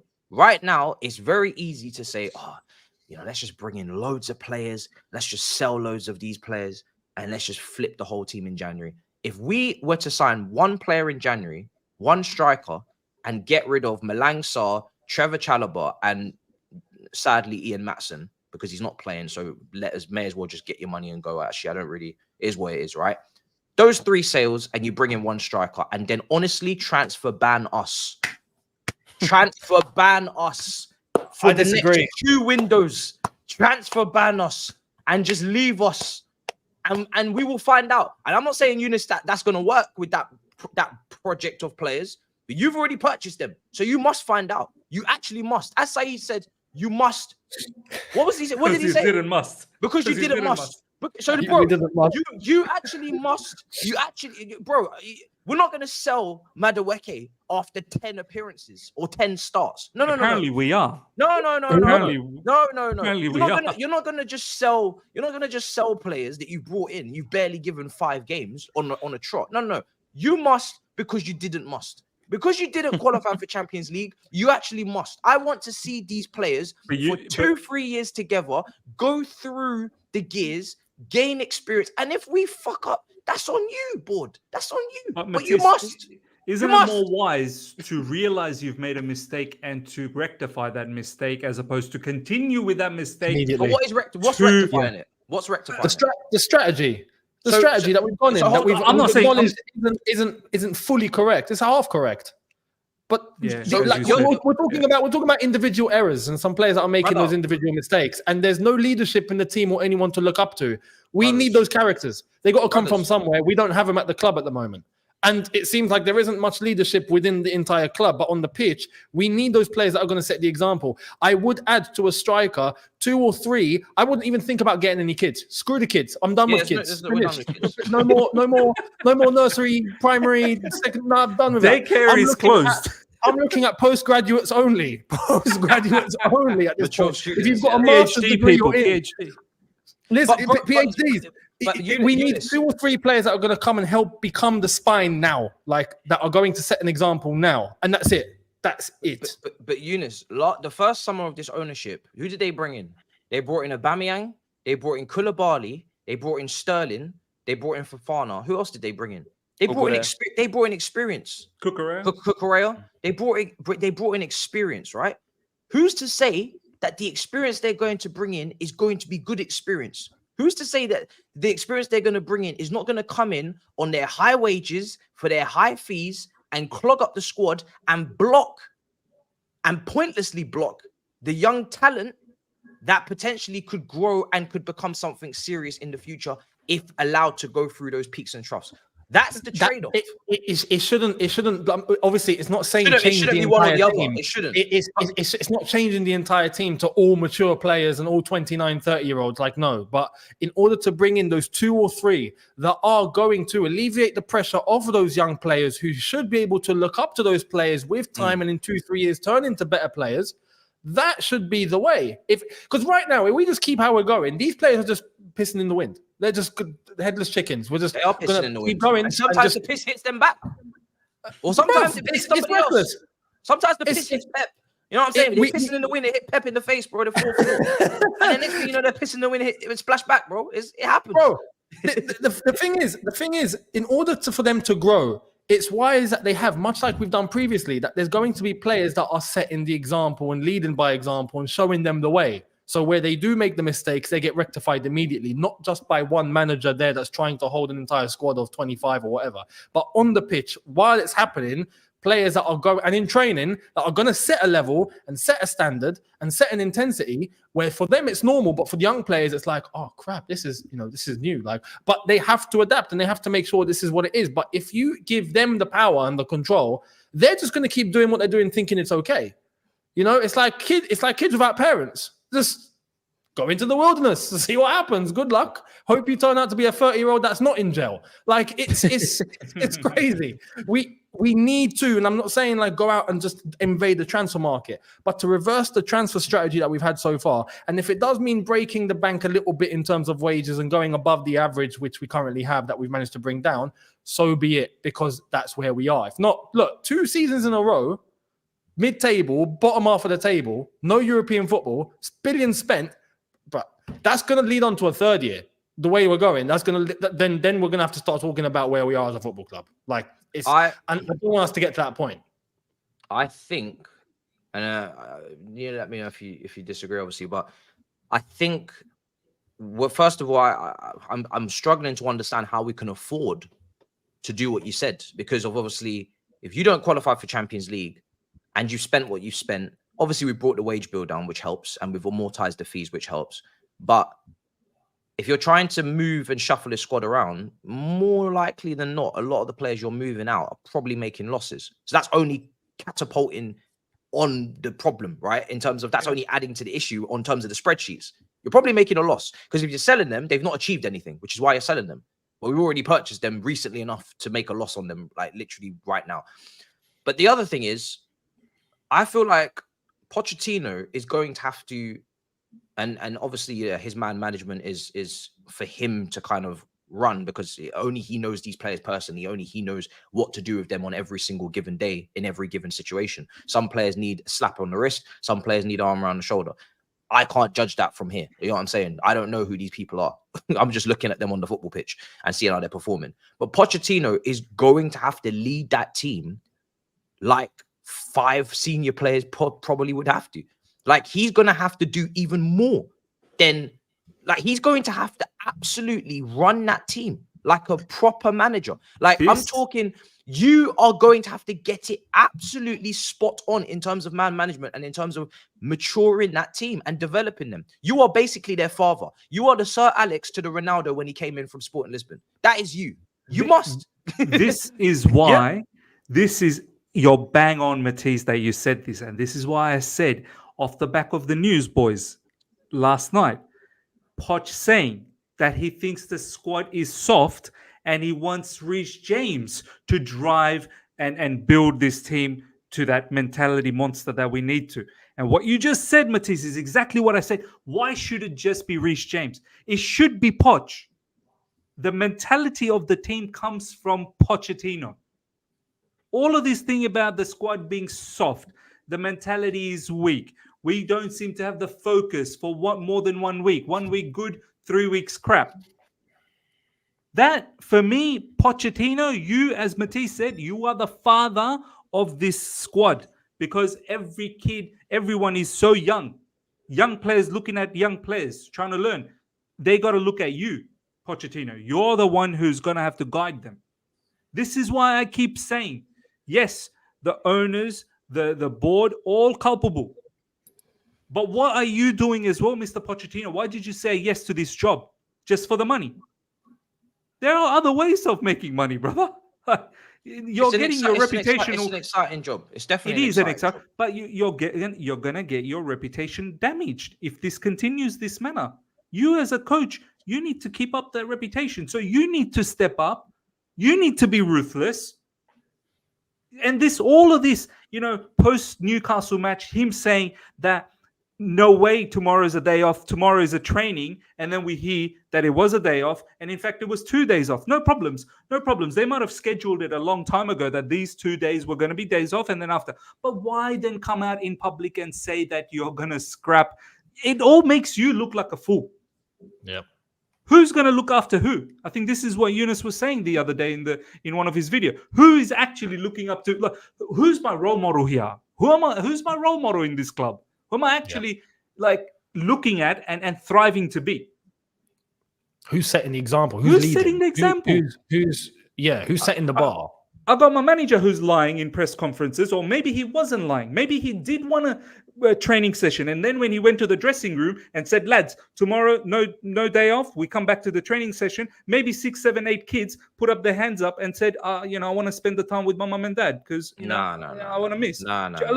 And then he probably collapsed and said, "Oh, no problems. Have the day off." No. Who's saying what? What probably, in my opinion, what happened was, I think he spoke out of anger. I agree with you. He should have followed through with something. So, because when I was thinking about it, right, I was thinking training on a Sunday from a fan perspective, obviously that's like a consequence. That's retribution for the performance because you were shit, 100%.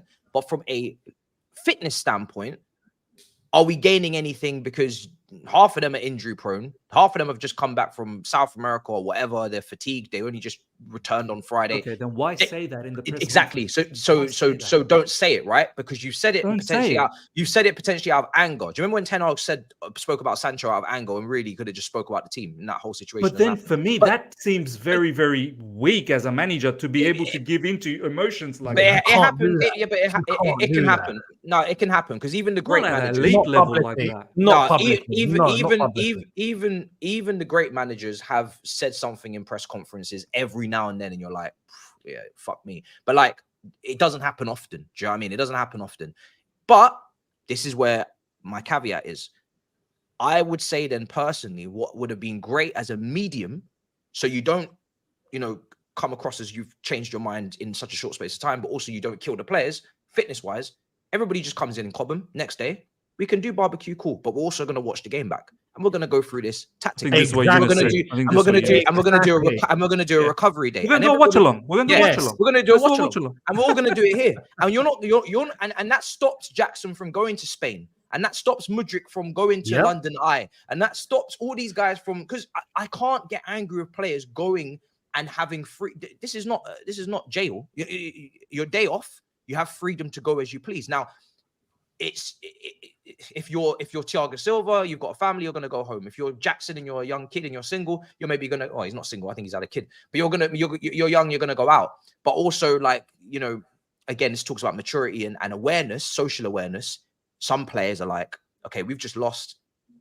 Probably shouldn't go here. I would have been like that, right? I'm gonna play this smart. I'm gonna keep my ass at home, or I'm gonna, you know, I'm gonna stay local. I'm gonna stay local. But some players are not gonna have that you know, that mental, you know, capacity.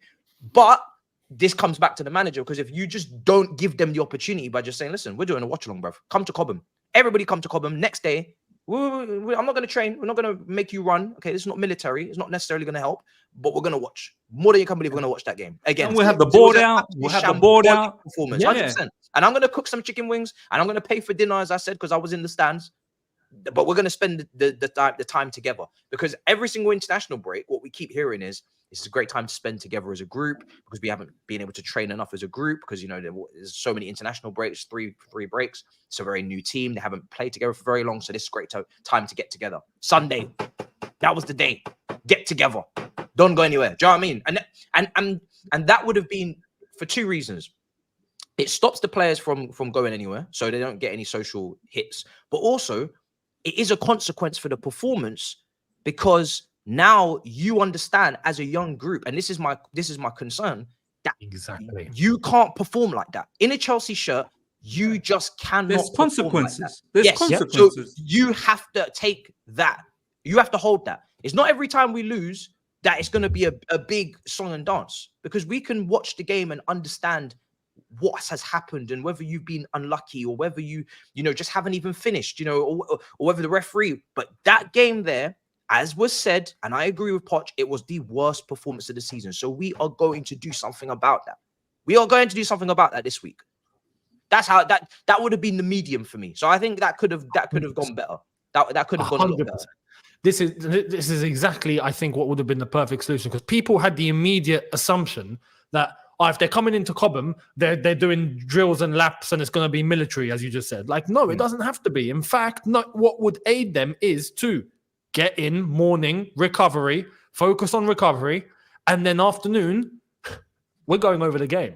And everyone's going to sit there, and you don't have to do any running. You don't have to breathe hard, but everyone's going to understand just how bad of a game that was, and it can't happen again. It sets the tone. It sets the discipline. It sets the level. They know that it is down as a punishment because they're at work. They're not home, right? They're at Cobham. But it sets the level of everyone being in the same environment, understanding that what went down is unacceptable, and we're going to use the time ASAP to come up with a solution and move. Well, find what went wrong and come up with something together. We've not done that. We've had 2 days off. Just to add to this as well. Finally, Miz. I actually felt more sympathy for when Potter was giving them time off in this situation, because at least then we had more games. We had European football. Yeah. We have to not be overly soft, right? So we have to have balance. I've been kind, but I'm also going to be like serious here now. We're not playing in Europe. We're not traveling up and down different countries here and there, Spain midweek. Now we only have the international breaks. Other clubs that are performing at the level that we're trying to get to have had trip to South America, come to Burnley, and then back out to Spain or back out to Italy, right? Newcastle are in Paris. We are playing. They're in Paris getting banged up by ultras right now. We are playing one game a week. So no one can tell me that mentally, from a mental fortitude standpoint, coming in on a Sunday to go over tactics is too much for them mentally. Because if it is, then I'm sorry, now you're at the wrong football club, because you're playing one game a week. You have got one game a week. It's not too stressful. If you can't handle that situation, then fuck me. Now we got problems. Do you know what I mean? Because every other team in the league is playing the same amount of games as us, apart from the teams that are actually finishing in European places. We are playing the same amount of games as Wolverhampton, the same amount of games as Burnley, as Luton. Yeah, let's get this real. And we got much more financial capacity to handle these problems with a bigger squad and with quality as backup and all these things. You guys are playing the same amount of games as a relegation fodder. You're not playing in Europe. So mentally, I don't want to hear that this is overwhelming, because if it is, shit. And this is why I added the point. I don't care if you had pre-planned programs. So some players might have had pre-planned, or it was already pre-planned that he was going to go here and they were going to go there. Cancel your pre-planned programs, mate. Cancel it. Like, we've cancelled stuff in our life. We had things pre-planned, but something happened and we cancelled. So this is what I was saying. Did it get to the point where players just said, sorry, Poch, I know you want us to come and do a watch along. No, I got plans elsewhere. Look, this is the thing. This is the question that needs to be asked. How come what we're suggesting didn't happen? How? Because look, is Poch not cut out for it on that level? Is that it? Or is there an external factor? Because there can only be one of the two. So I don't think he's a soft as Potter. Nah, I don't know. I don't think he's as soft as Potter. I don't think he is. But that was I think that was a bad that wasn't a great moment for him, in my opinion. But I don't. If what we just established that Poch could have taken a mid ground, like you don't have to come in and we don't have to do laps. We don't have to do laps, but you are coming in to watch that match because that was diabolical. That was the worst performance of the season. You have something to give back to the fans. You have something to give back to this organization that is paying your, luxurious wages as well. So we're gonna come to the middle ground. We're gonna watch the game. We're gonna have the board out and we're gonna discuss about the game. Now, obviously, all of these players, they would have looked and they would have sat down with the managers and the backroom staff and everyone, and they would have seen the schedule for mid-November till end of December. These are the days off. Were some of these players who saw the days off already had pre-planned program and already things planned, and they just can't get out of it? Was that the case here? Because why didn't the middle ground happen then? What was the pre-plan? Nicholas Jackson going to the Villarreal dressing room? It looks like that was Ben Jacobs. Ben Jacobs going around saying that was pre-planned, like it was okay. He can't say cancel. That's the pre-plan. Yeah, he can't cancel. That's something that can wait for 2 weeks time or another game. He can't wait, bro. Younes, he can't wait. He can't wait. He has to. He must. He did the must. Then we're not serious, man. Then we're not serious. We're not serious. There is no plan there that I can see, unless it's an emergency that could have come in more important than your job, right? Which is Ben Jacobs said it was pre-planned, which is to perform. For me with Pochettino, the reason why I want to link it back to when he first came in, there was a lot of players, and there is a history of a lot of players saying that he works you very hard. He makes you run, right? He makes you put in the hard yards in training. There was this whole, what was that term that was used in preseason that they've got to do, and someone performed really well in it? I think it was Get contest or something? Gak contest or some shit. Was it? Yeah. You don't get players to do that if you're weak, right? When we talk about weak managers, we talk about training is more of like a free-for-all. It's freestyling, it's enjoying, it's vibes, it's Ollie, right? Which is what was kind of mentioned with him. Pochettino is not an Ollie. You don't get this far in your managerial career managing for the pedigrees of club that he's managed, with the players he's managed, by being a weakling, by having absolutely no authoritarian or disciplinary kind of manner about you. There's no chance of it, in my opinion. No chance. That only comes from managers that have not managed Mbappe's or have not managed big players before, and then they come up to this level and they manage egos or bigger names and they fold, which is what Potter, in the end, he ended up folding, right? But he's actually already managed bigger names probably than our club right now. So I don't think he's weak. But I just think in that moment, maybe there's a reason for it, but I haven't got one. That could have been done better, in my opinion. But, the results is what's going to speak for itself. I just want to put like that Nizar Kinsella, I don't know whether that was I don't know whether he spoke to Poch, or I don't know whether he's just... The fact that there was a tweet out from Nizar saying that Poch believes the squad is soft. How's all that going to go down with the players now? Good. I mean, kick up the arse. Do you know what I mean? Like that information is public. Did he say that, or has he? After all the things that we've just said, the days off were there, and he's not like Poch is not a soft manager. This, that, the other, and he's come out and said this about the squad. How is the squad going to react to him now? I mean, obviously, each individual is up to them how they want to respond to it, but that is a moment where each individual, you should be looking at and thinking, I need to prove that I'm not soft, and I need to perform, and I need to toughen up, right? In these moments of fine margins where we're talking about Sanchez passing to Rice, or Thiago Silva misstep, or not fine margins, which is individual errors. I came away from that Newcastle game, I was like, the amount of individual errors were made is insane. To cut that out, you guys need to develop some sort of awareness here, some mental fortitude. You need to be concentrating. You need to be on point. That's maybe where the soft comments come from. The only way to respond is to prove him wrong.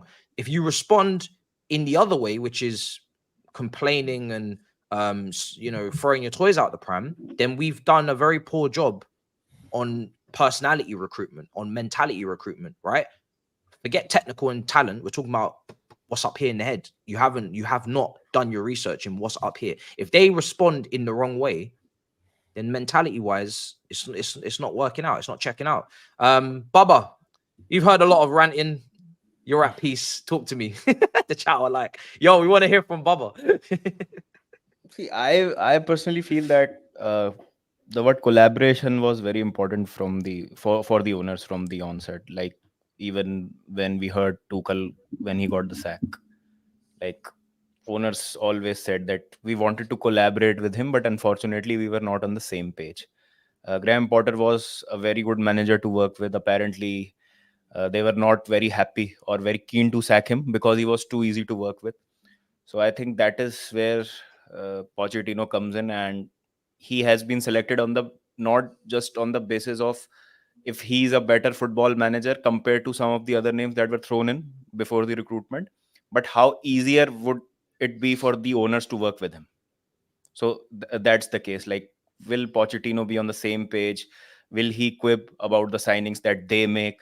Will he be a demanding manager when it comes to the signings, or will he raise any questions about the players that we try to give him? So I think that is there with Pochettino's recruitment, and it checks all the boxes. He's a manager who won't create a lot of fuss.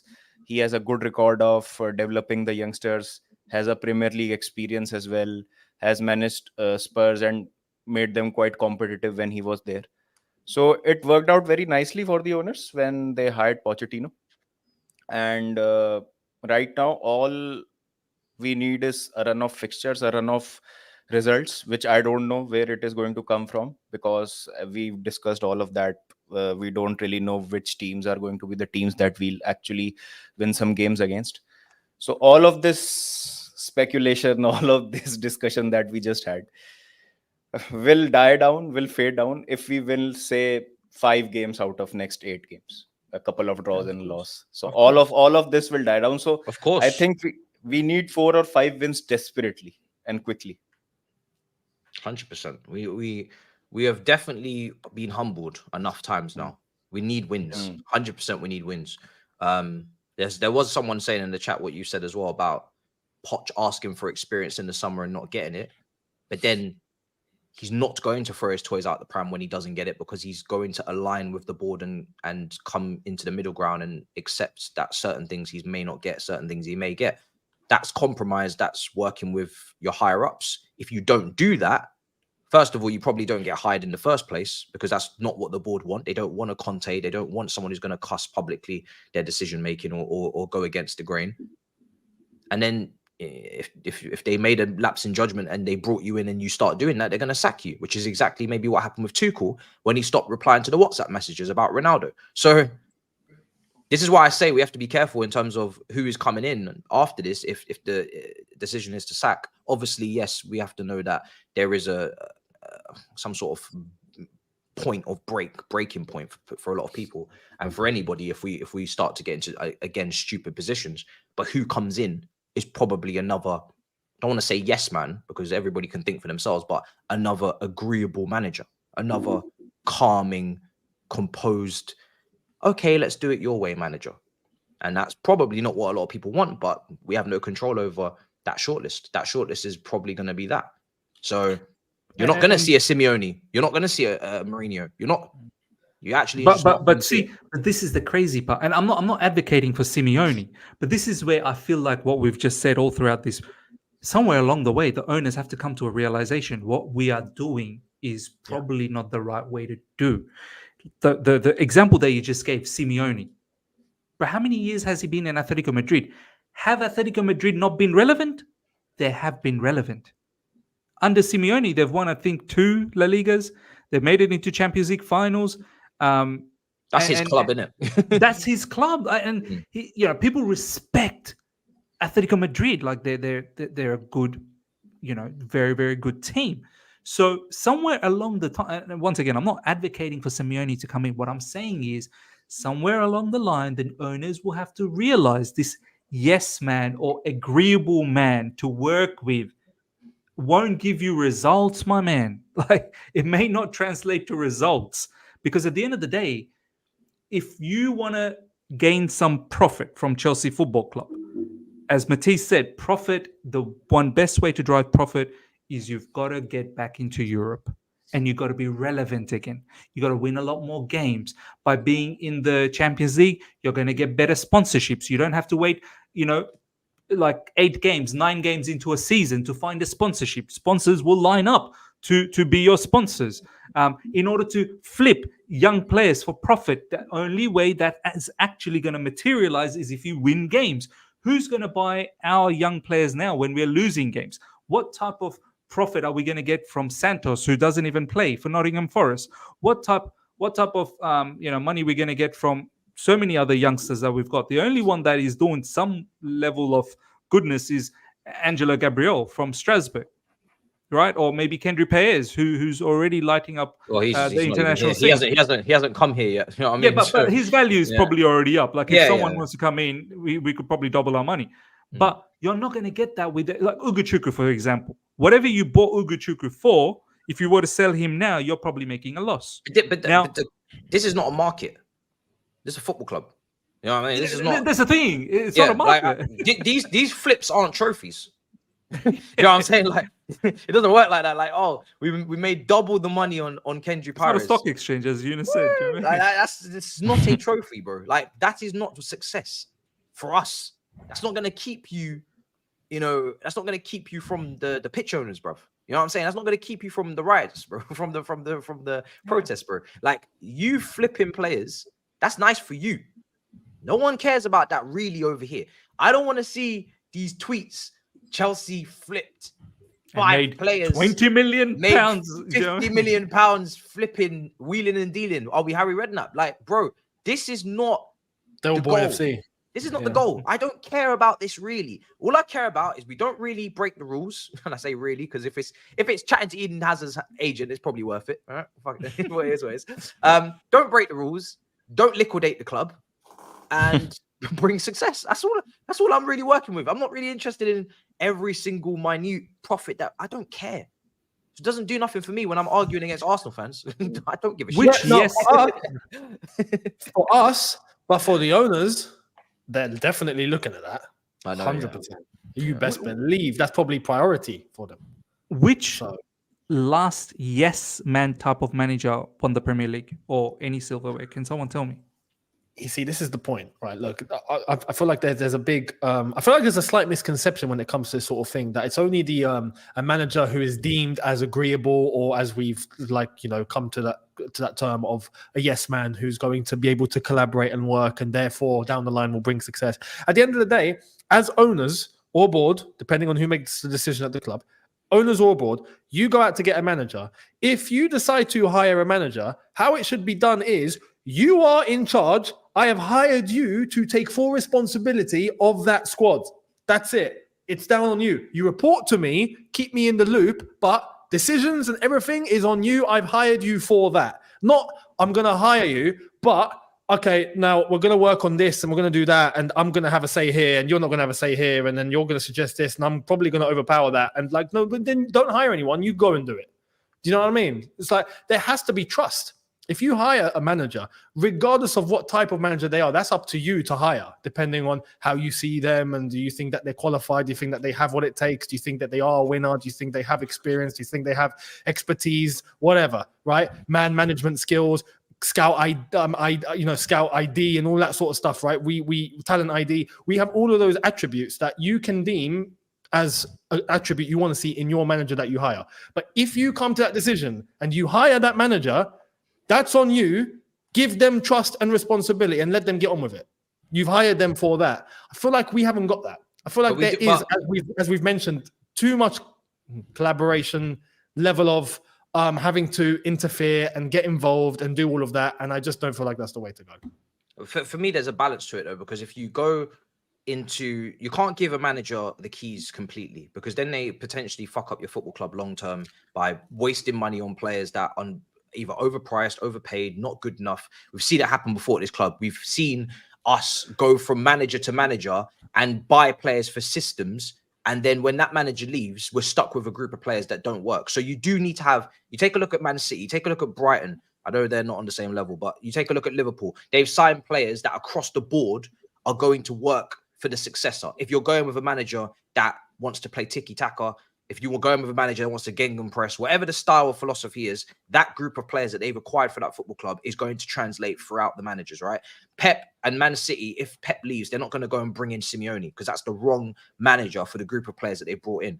If Liverpool sack Klopp or Klopp leaves, they're not going to bring in Mourinho because that's not the right manager for the group of players they brought in. That's how they're going to try and build their sustained success. The problem is that they have brought in, it's just what they've brought in, right? That's the question. Not to say that, you know, there's not talent there, but what they've brought in is up for question. The manager is dealing with the tools that you've given him. And I think we're massively underperforming, but I do think there's also a ceiling to where we can perform, and it's not high enough because we want to win the league. That's down to them, what they brought in. That's down to them, right?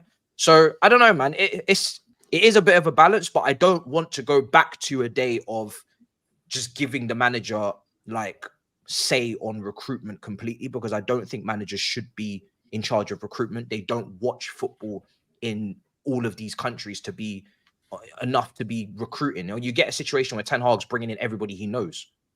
He's just bringing in players he's worked with or he's seen up close because he doesn't know anything else. And he hasn't got time to know anything else. He's also got to manage. That's why Thomas Tuchel, for instance, he didn't want to have all this responsibility for bringing in players. And when he got it, not only did he butcher it a little bit, but also like it stressed the crap out of him out. He didn't want that responsibility. A lot of managers don't. They want a team because they know that it takes a team to make a team. Do you know what I mean? You're not going to know more than the guys that 24/7 it's their job to do that. Klopp wanted Julian Brandt and Mario Götze, and he got Salah and Mane. If Klopp had it his way and he had been given the keys, Liverpool don't probably win what they win. But they assigned people of intelligence in that field to bring in players that suit his philosophy and his identity, and then he got them, and then he worked with them, and he did what he did. I just think what they brought in has gone too far in the direction of, you know, nurturing, developing. They've not balanced it, and now their expectation is not meeting what they've necessarily brought in. But that's their own fault. And that's why they got to hold that. Yeah, exactly. This is the point. I'm not saying manager comes in, takes over the entire transfer policy, doesn't listen to anybody. Like, no, there has to be a level of everyone's on the same page and everyone is in the know. But that's down to you as owners knowing that the manager you're going to hire is going to fit that bill, as well as not compromise the success. Not just bring in someone that you know is going to listen to everything that you're saying and just going to get on with exactly what you deem acceptable, and that's it. That's the issue. When it comes to footballing decisions, don't interfere. Anything else that interferes with a business side or transfer policy, okay. But everything else, you leave complete trust for that manager that you hired. And I don't feel like our ownership have done that once since they've walked into the football club. I don't get that vibe at all yet. Yeah. But Bubba's got to go. I got to go through super chats after. But Bubba, let the people know where to find you, bro. It's been a pleasure. It's been a mad convo. Yeah, man. And Yeah, it's good to have these conversations when we lose a game. So yeah, same place. Drogbaba will be doing a Same time Champions next League week. watch along.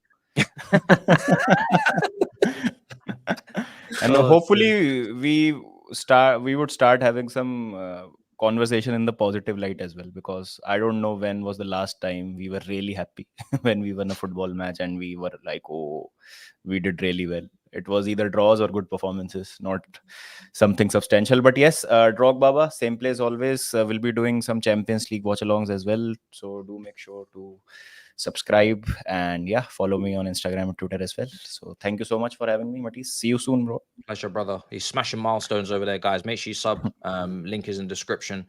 And yeah, Awesome, man, bro. Okay. we pray next Thanks, time we thanks. speak, it will be after a win, hopefully. Hopefully, man. Can't wait for us to win some football matches. Okay, bro. See you, Big up, Younes. See you, bro. miss. In a Big bit, up, bro. Have a everyone. good one. Bye Love, bye. bro. See you, bro.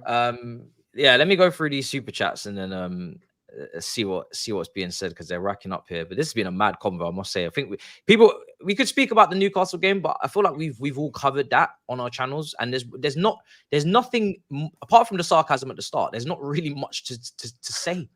It's No, just there really isn't. there really isn't much to dissect. It was every goal was poor and individual errors.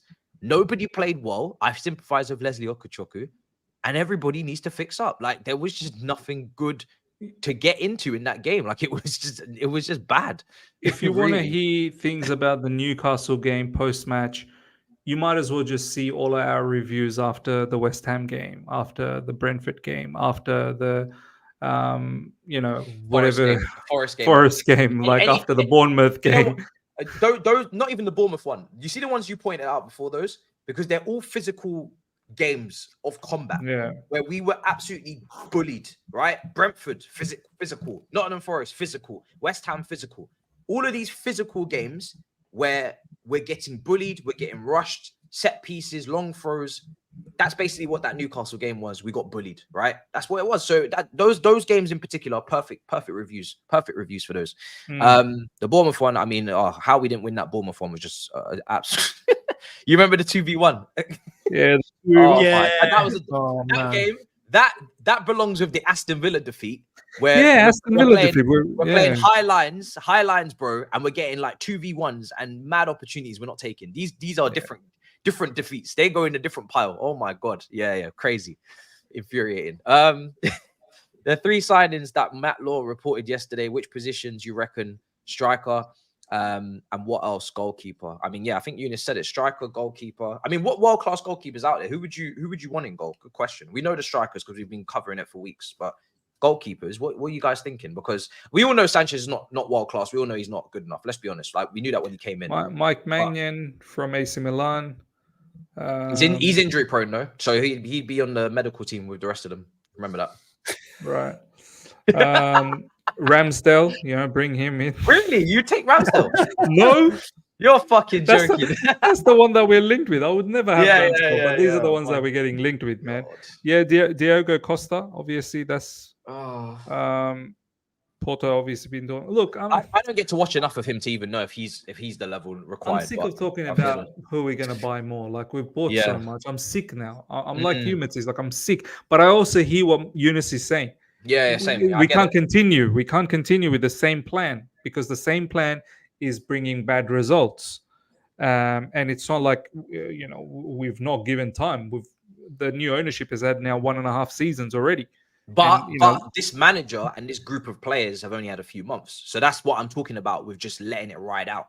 I'm not talking about last year, because last year was Mason Mount, it was Cover, it was like Jorginho, Kante, Koulibaly, like it's Aubameyang. Like, when we're talking about, this is something that's been happening a lot. When we're talking about the entire Bowie era, it has to actually get cut in half, because now we're talking about a completely different group of players and a different manager. And that has to see its course. Because last season is completely different. I'm happy to see it out. I'm actually quite okay if we don't get too many in the January window, because for me, the season, how we rectify it from here, it's going to be by the time January window comes up, like, we may not even be. It doesn't matter if you get new players. I don't think we'll be anywhere near to rectify the season, because the damage has already been done. Like, are we thinking that? But do you remember Do you remember when they sacked Potter and we thought the season was done? We was only like 8 points off it. And if we had just had a serious turnaround and spike, we would have made it, or we would have been. We would have. We would have got Europa League. Like we would have got something. Do you know what I mean? We just need to run. We go back to that saying, don't we? That if that Gino De Campo made it, if my grandmother had wheels, she would have been a bike. If this, if that, right? If this, if that. Look, all I'm gonna say is that, yeah, we need to go on a run, but are we just expecting others are just gonna sit on their backside? Just like, look at Aston Villa, bro. Look at Aston Villa fly. Do you know what I mean? Like, maybe this is the season for the points deduction. Well, hurry up and charge us. We might. I'm not gonna lie to you.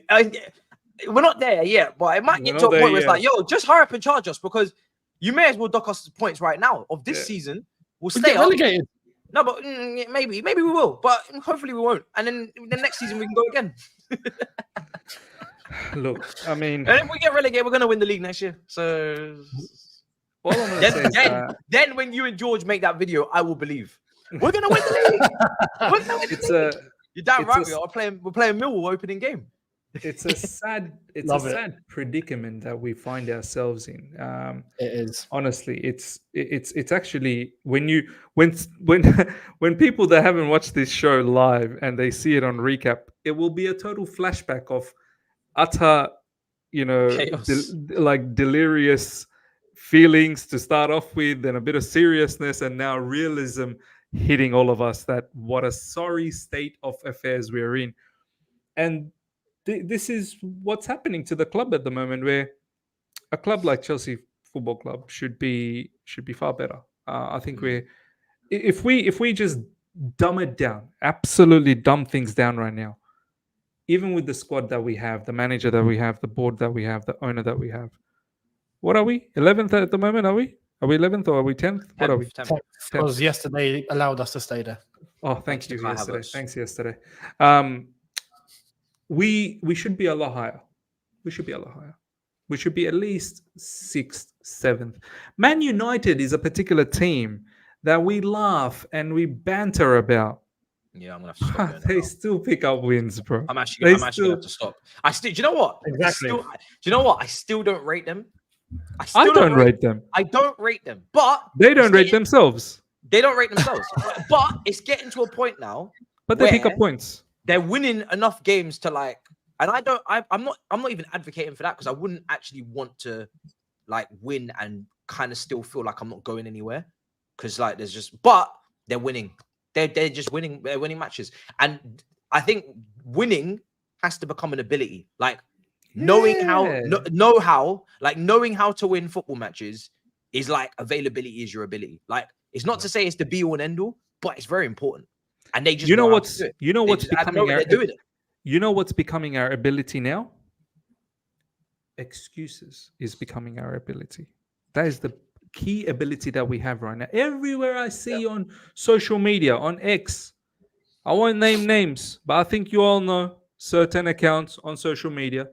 Excuses for everything. Small little clips of 2-3 passes put together.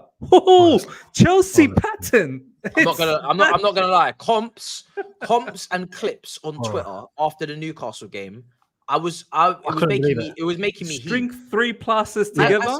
I said Chelsea's back. Guys, not every time we play do we need comps and highlights, bro.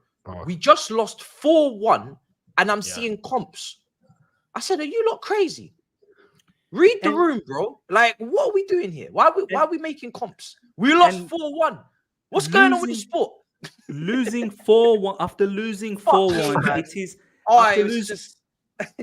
after losing 4-1, it is absolutely okay to come post-match and be upset about that performance. No need to come out and go, these type of results are expected. We go again next week. It's a project we must... Brother, cut the crap. It's okay. It's okay to say that was a rubbish performance. It needs to be a lot better. It continues this manner, somebody going to get hurt real bad. Like, seriously. Listen, that when I couldn't believe after the 4-1, I saw, and I know what clip you're talking about. It was one pattern, right? Yeah, I saw you commented. I remember that. Yeah, it was the one. It was probably the best moment of the game for us, right? End zone and he scored. It was great. And I'm like, great, fantastic. Bro, you can pick out a pattern from Burnley, yeah, or Luton. You can. You go to a 90-minute game. You can pick out one pattern and you can say, Vincent Kompany is cooking. Give it time. Yeah, he's gonna cook. Look what he's doing. Look what they're doing.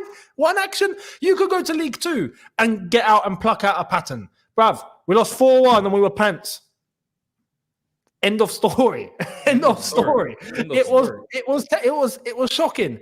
And it's not just that result. This is where we're heading now. This is why I think there's a lot more caution now. I think a lot more people are cautious and a lot more people are going, okay, listen, we're not going to get carried away now. We're just going to see what the hell happens because it's not looking good. We say that, Younes, but if we beat Brighton and we went to Old Trafford and won, I'm telling you right now, it would flip again. It would, but, and the truth of the matter is, we genuinely don't know what way it's headed. We don't know. Yeah, we don't know. Yeah, we have. We actually don't. Do you know why? Because this team, they'll like play really well against like top teams, and you'll think, oh, they got something to them. They got a bit of bite, a little bit of quality. They're going up against the best teams in the league, and then they'll lose. So it's not like last season under Potter where it was literally just like this, and it was like, do you know what? We're just gonna keep losing. Like we actually just knew we were gonna lose every single game. Do you remember? We just knew we were gonna lose. I think it was like 2 wins out of like 16 or something. We just 14, 15. We were we are losing this. Like I remember going into games. Yeah. I remember going into games and rival fans were trying to get me to be more positive. They were like, "Come on, you're not that bad. You're gonna get something from Old Trafford. Don't worry, we're not that good. You're gonna be fine. It's not gonna be that bad." And I was like, "No, we are horrendous.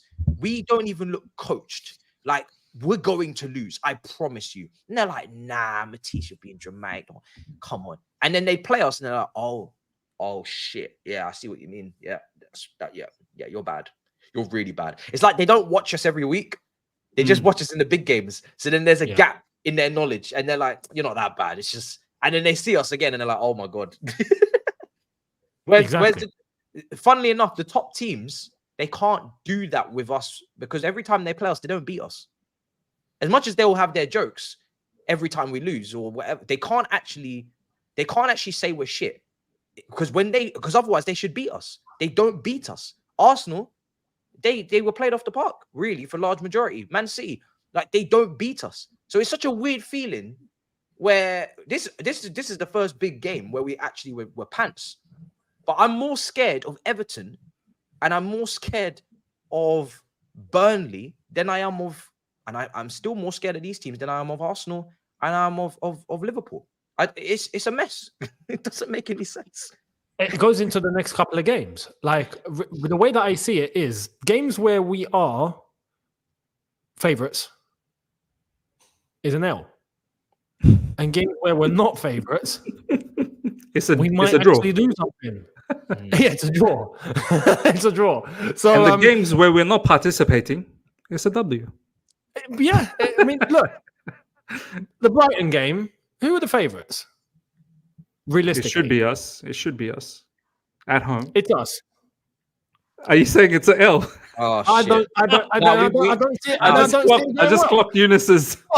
We beat them in the cup, man. We got it, man. We're gonna go again. But the Man United game at Old Trafford, who are the favourites? Man United. All right. We might actually, who knows? We might get a draw. So, Younes, how do we, from today till the match day against Brighton, how can we make ourselves not the favourites? What can we do? Any sabotage? More days off. No training. Yeah, just don't train until the day. All right. There you go. And publicize that so everyone knows we're screwed, and then everyone. It's true because there was a lot of going into the Newcastle game. There was too much publicity on the fact that they had injuries, which made us the favourites for some people. We're favourites. And then who are the favorites? David says match shows the mentality issue at Chelsea, and Nick Jackson action compound it further. Look at what Terry said would happen after a loss. What did Terry say? Sorry, Did I miss something? Yeah, I think he's talking about what he said on the podcast with Mikel. He's uploaded. He's about- actually yeah, he's uploading too much content. He's banging. John It's actually sick. Mobico is He needs killing to. him, bro. He needs to This chill guy because needs I can't keep up. Like, relax. There's Genuinely. JT said after a loss, like literally everyone would just be not distraught but down, focusing like, no, we've got to fix up. Like, no one's in the mood.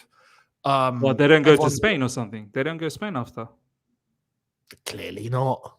In the old days, they would have gone on the piss, but you would know that they're drinking alcohol to mask and numb their pain. Yeah. It's very difficult to mask and numb your pain in Spain. Yeah. What was it? JT did actually use an example of one player that came in. I think he went on the bender the night before and he rocked up the training, and JT said that he was still smelling a little bit. So he's like, bro, you got to go and clean yourself. You're smelling of alcohol. So he went and done that and went for training. Mad. I don't know what player it was, but yeah, it goes to show that sort of thing. That sounds like something Ida Gudjohnsen would do.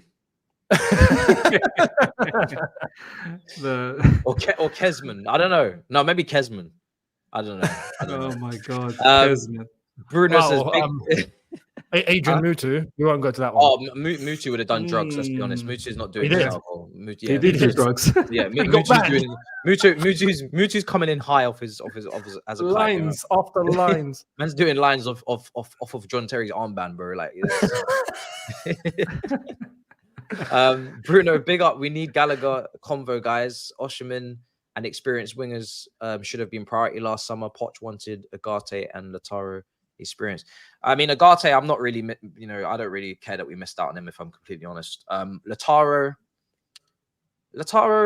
how do you guys feel about Lautaro? Do you know what? Look, people always say these sort of things that I'm not upset that we missed out on Agate because of how. Who knows? Maybe under a different circumstance under Pochettino, he does good. Like Ugarte is not a bad player. I'm really happy with Caicedo and Lavia, so I'm not. Oh yeah, of course. If we talk in that manner, then we that's don't fine. get those guys if we get Ugarte. So yeah. I think if we got Ugarte, we would have still gone for Caicedo. We just wouldn't have got Lavia, probably. Yeah. But anyway, regardless of that factor, how do I feel about Lautaro Martinez? I wasn't completely convinced that he was going to be able to lead the line for us. I always felt he needed a Lukaku type of player next to him to get the best out of him. Could Lautaro and Nkunku could they have worked? I don't know. Obviously, now we're seeing Lautaro absolutely smoking it at Inter Milan. But look, that also just feels like his club. He's been linked with moves. Sometimes it's better just to not move. To stay. To just stay. Course. Yeah, Sometimes better to just stay your ass where you are. Like, it's not Francesco Totti. Stay Roma. It's not every time you make a move it's going to work out. I'm not 100% convinced that Lautaro comes to Chelsea and just rips it up. Like, I could see him missing big chances. I can actually physically see it. You know what I mean? The only striker in the last 12 months that I had no doubts about would hit the ground running and just smash it is Harry Kane. I know if Harry Kane came here, he would have absolutely obliterated the league. Like, just no doubts. There's not many of him, 100%. But that's the type of striker I need to not have the PTSD. Because if it's not him, it's not like that level. A lot of people are just capable of coming in and flopping. That's just where I'm at. Do you know what I mean? It's just, unfortunately. So yeah, for me, Lautaro, I'm like, not so much. But Gallagher, I mean, listen, for me, I don't need to have a convo on Gallagher personally, because I've never got too high on. I haven't gone too far with it. I've said, listen, he's playing well. I actually thought Newcastle game would suit him. I thought he'd actually have a good game there. But then there'll be other games where I don't think he's as needed. When Nkunku's back, low block at home, I don't think he'll be needed. You can put him on the bench, bring him on with 20 minutes to go, whatever. I haven't got to that point of Gallagher's our best player. He's world class. Like, I'm not on that. So I don't really feel like I don't feel like anybody here really needs to have a convo on Gallagher. In the chat, I don't know if you guys need to have a convo on Gallagher amongst yourselves. But for me, I'm not going to react too much to what I saw. He played poor. Pick your shit up and move on. Like, you're captain next game, so is where it is. That's how I see it. What about you, Miz? Anything on that? Nah, man. With Gallagher, look, I still maintain the fact that he's improved. He has proven he's me been wrong. He's improving. improved. He's improved. Yeah. Did he have a bad game against Newcastle? Of course he did. Yeah. But so did many of the players had a bad game. So we'll see. I think with the Gallagher situation, we just have to keep seeing. Do I still have the underlining doubts in my mind about him? Of course I do. But I'm also appreciative of what he's done throughout this season, which I don't know. Maybe is that foolishness from me? I had Alexis Kafkas the other day, and I had a fantastic conversation. And he said it's very easy to appreciate a player when the level of that player was already low to begin with, and when they do well, they come up to the average level. We all get excited because we've now seen a player that probably wasn't that great has come up to the average level, and now we're all excited. So that's something to think about. Like, are we getting excited just because we are now happy that Gallagher's come to a certain level? But that level, in an honest factor, should be a lot higher for Chelsea Football Club. So but the great thing about him is, which someone just said, is that if he doesn't get to that level you're talking about, where when we're talking about, because what we always forget is we're not winning titles. So nobody is playing to the level that is required to win a title. So then, therefore, nobody is safe. Like, even when Mason Mount was winning Player of the Years, I was saying, you're not done. You need to keep going up a gear. Don't worship him yet. Don't call him outrightly world class yet, because you're not in a world class. You're not in a world class team. You're not in 05-06. You're not winning league titles. So until you're winning league, until you're one of the best players in a title winning team consistently, you have not finished the job off. So whoever is in this team performing is not enough yet, because we're not there. So that's how I look at it. Gallagher, he's low maintenance, hardworking, loves the club, hasn't made any big errors, right? He's been improved, like you said. So he could hold bench if he continued to play poorly. He just go to the bench. So he's low maintenance as long as he doesn't like gain like a massive ego and become a problem off the pitch and all this kind of stuff, and it gets all salty. I think it's low maintenance. I'm not really too worried. He's now got to a level where I'm not pulling hair out, so I'm pretty calm now on him. People are talking about Santiago Jimenez. Has anybody watched him? I know he's absolutely smashing it in the Bundesliga. He's scoring goals at the rate of knots. And apparently he's got a release clause of like 17.5 million. I think he's in Dutch league, isn't he? Is he in Dutch league? Is it Dutch league? Is it Dutch league? I might be getting him confused. Is it yeah, I'm getting him confused with someone else. I've not watched him. Yeah. Well, listen. Apparently he's got a release clause that's really low, about 17.5 million in January. Do you know what I want to just say is this game that's coming up against Brighton, right? Yeah. With all the animosity that's happened post-match, and people talking about mentality, people talking about soft, I'm a bit concerned how aggressive we might come into that match. Are we going to be so charged up where we become reckless? And Brighton are a very smart team. They're equally dumb as well when it comes to giving away opportunities as well. So we will find opportunities because they just like to play that open game. That's the way they operate.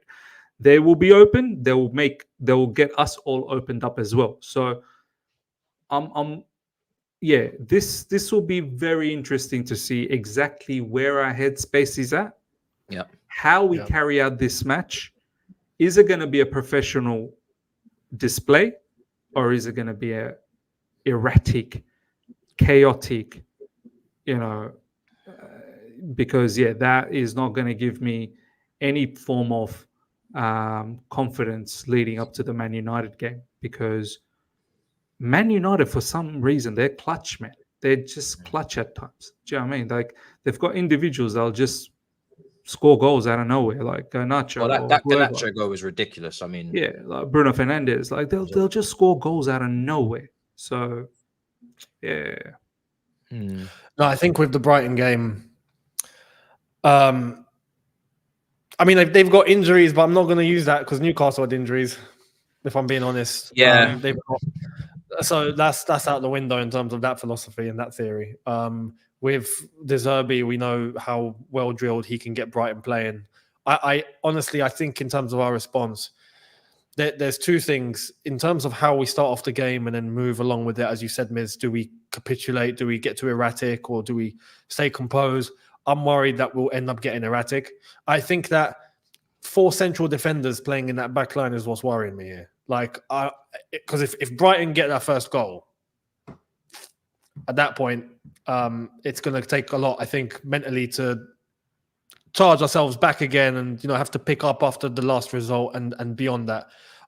We need to get clean sheets. Like, we need to just not concede Yeah. goals. Like, we're actually too comfortable with conceding. We're too comfortable. Like, we've had our big chaotic Chelsea, the most entertaining in the league this week game with City and Tottenham. We're too comfortable with conceding goals. Even they could have got the second with Dyer, and people were like, "You're being mad. Yeah. Why are you bringing this up, bro?" Because we literally conceded to 9 men. We did. Do you know what I mean? Yeah. We're lucky. Yeah. We could have conceded 3 times to 9 men because Son almost scored as well. So defensively, we are too comfortable with conceding goals. Too comfortable for a team that can't finish consistently at the other end. We are too comfortable conceding. We need to get clean sheets. Clean sheets. That should be the aim. Don't concede a goal in this game. No goals going in. Clean sheets for Sanchez. Clean sheets for that back line. 1 goal to win a game. Shithousery. 1 in goal out. Bang. Finish. Game over. Bye-bye. 1-0 to the Chelsea. That's what it should be. All of this, if we concede first. If we concede first, we're finished. Because we have to score 2. We can't draw this game. And then that means we need to overachieve on that other end of the pitch. And then who's to say we won't concede again? Conceding first doesn't mean it's over. We just need to not concede. Just don't concede at all. Not even concede second after we scored. Don't concede after we scored 2. Don't concede. Just do not concede. That's it. That's it. I just feel it would be so difficult to not concede against Brighton. This is the thing. Brighton, even with injuries, they're the one team that somehow pluck out players out of thin air as replacements. Like their squad. Like I remember the last time that people thought they had injuries, and then they plucked out Enciso out of nowhere. No one knew of this guy. All of a sudden, impact, boom, all of a sudden, he might be starting every single game and ahead of who normally plays. Like they just have this thing where they pluck out players from their setup and they do a shift. So Brighton are not to be underestimated or played around with. But yeah, it's completely that. We have become very comfortable in conceding, and that's with fullbacks. That's with what's meant to have a structure. We still another thing we've not spoken about, and I feel like it's a point. Poch needs to try and find his 11 that he's going to rely on from now on, and it starts from the back. You can try and when it comes to wingers and the forward, even the forward, but when it comes to wingers and sometimes in the midfield, you can 1 in 1 out and all of that. But the defense, especially the 2 central defenders, those should be non-negotiables. We need to find 2 that we're going to stick with, and that's it. And then the rest are just going to have to deal with the situation and somehow try and get into the team. But 2 that have to play. We are mixing way too often, way too quickly. And now this game means we have to play 4 centre-backs across the entire back line. It's going to be a complete new experiment. So that's where my concern is. This is why, Younes, I was saying, Poch needs to be more ruthless. Yeah. Too much. You're trying to please every player. A little bit of minutes for you, a little bit of minutes for you. Nah, brother. This is why I keep saying, stop buying more CBs. There's no room for the CBs we have. There's enough centre backs. We've got that many centre backs that we can now line them up 4 at the back in this upcoming match against Brighton. We got that many centre backs. We really don't need any more centre backs. We don't need any more centre backs. Humphreys is out on loan, like chilling as well. He could be a 4th, 5th option. We don't need any more centre backs. Yeah, as Younes said, pluck out the 2 and stick with them every game. And if another one talks rubbish, put them on the market immediately. It's as simple as that. Would Silva be as part of your 2? Because there was a report that went out. There was a report that went out from Simon Johnson and Liam Tooney from the Athletic. He might stay another year. Well, he wants to stay. Well, let's see the report. This is not even just about Silva. They said Chelsea do have good young centre backs. They can work with in Badiashile, Colwell, and Disasi.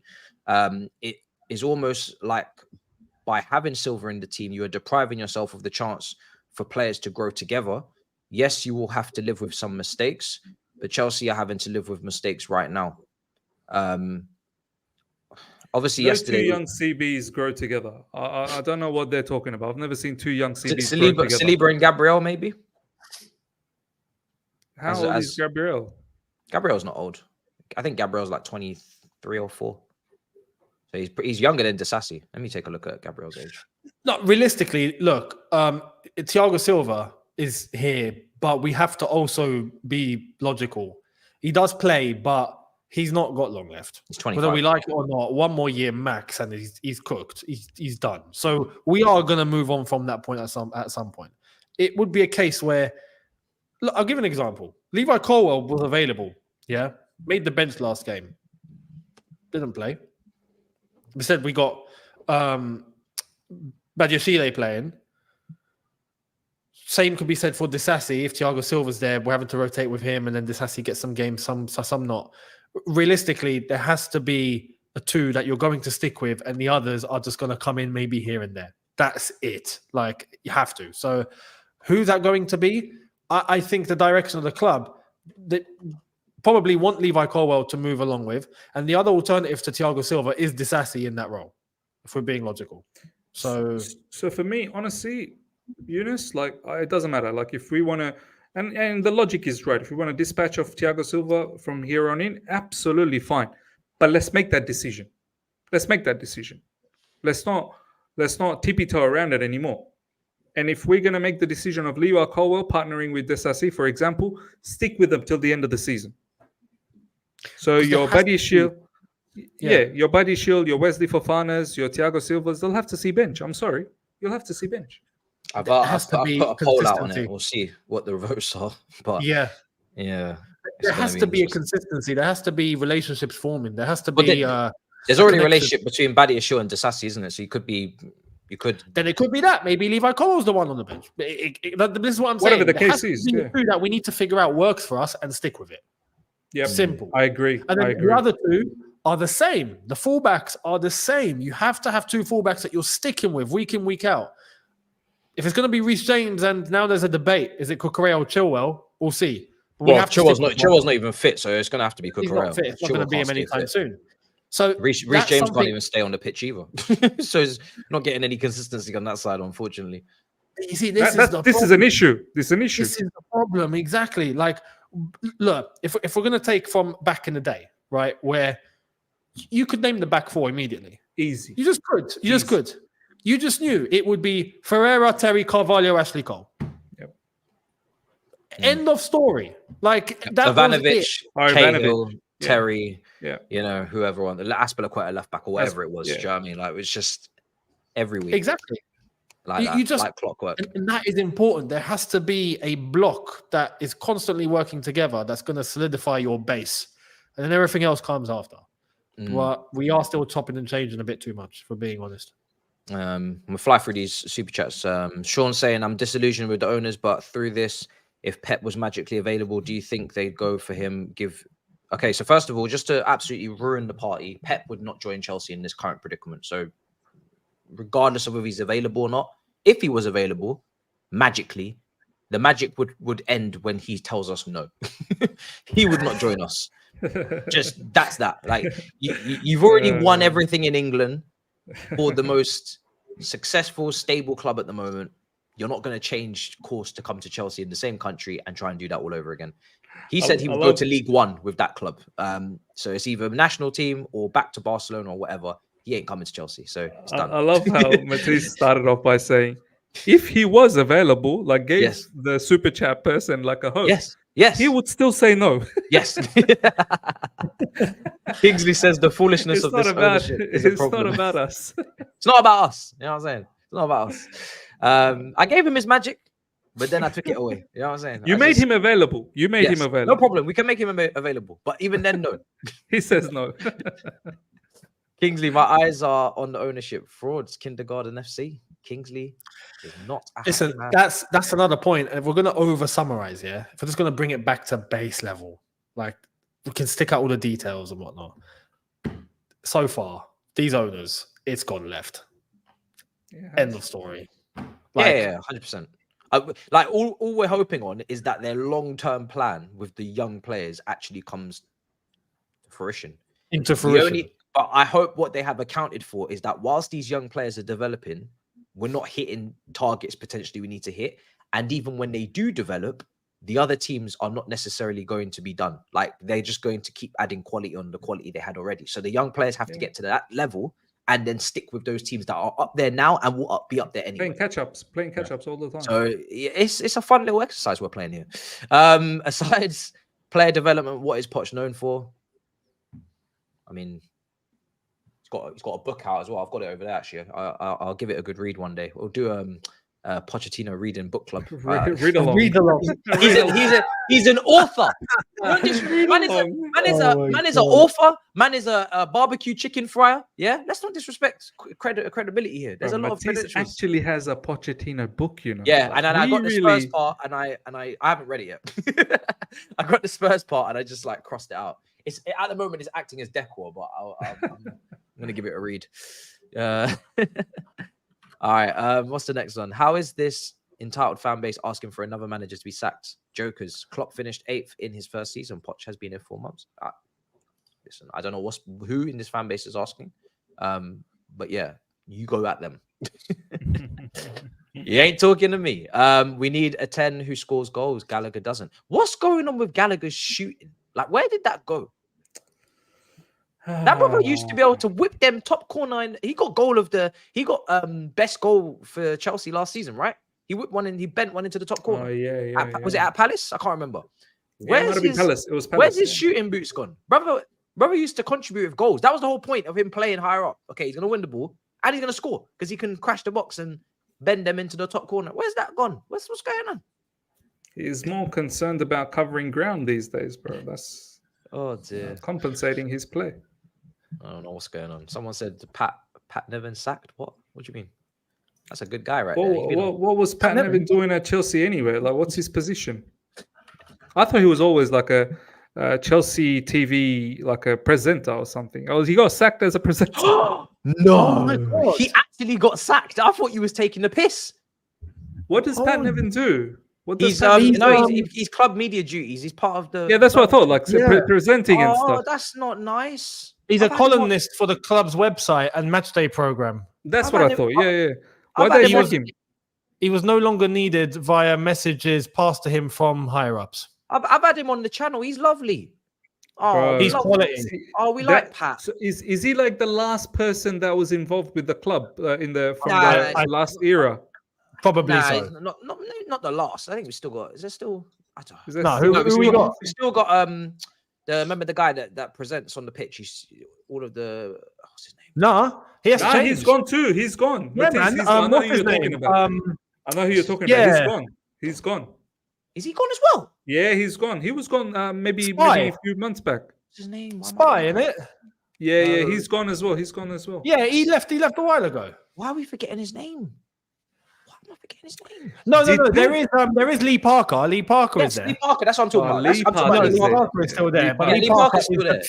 The day Lee leaves, we're finished. And also the day that Lee leaves, and the kit man that does all the dancing with Diego Costa. If he leaves, that's the Matisse. That's Billy McCulloch. Billy, if he leaves, I don't recognize my club. If Billy and Lee go, I'm done. We're finished. Done. Gone. I think they're the last one. We already lost Emma Hayes this season. We're already losing Emma Hayes. Don't forget that. We're losing Emma Hayes. Yeah. Did Pat Nevin say something? Fuck me. Something like against the club or controversial recently? Yo, you didn't even finish. Oh, here we go. Look, it says here. This is from Matt Law. Under the latest Clear Lake and Bowley ownership, Nevin faced internal questions over some of the points he made, but was never asked to take anything out. I knew it because I saw talking. He said because I saw there were some reports from Pat. It's true. He was talking against. He was speaking, man. Nevin questioned the transfer strategy of the owners last month. In which he wrote. For all the possession stats, chances created and positive XG, 18 months on, and it is the same old story for the all-new Clear Lake Chelsea. Around 1 billion. You can't say that, Pat. You can't say that. He's not wrong, is he?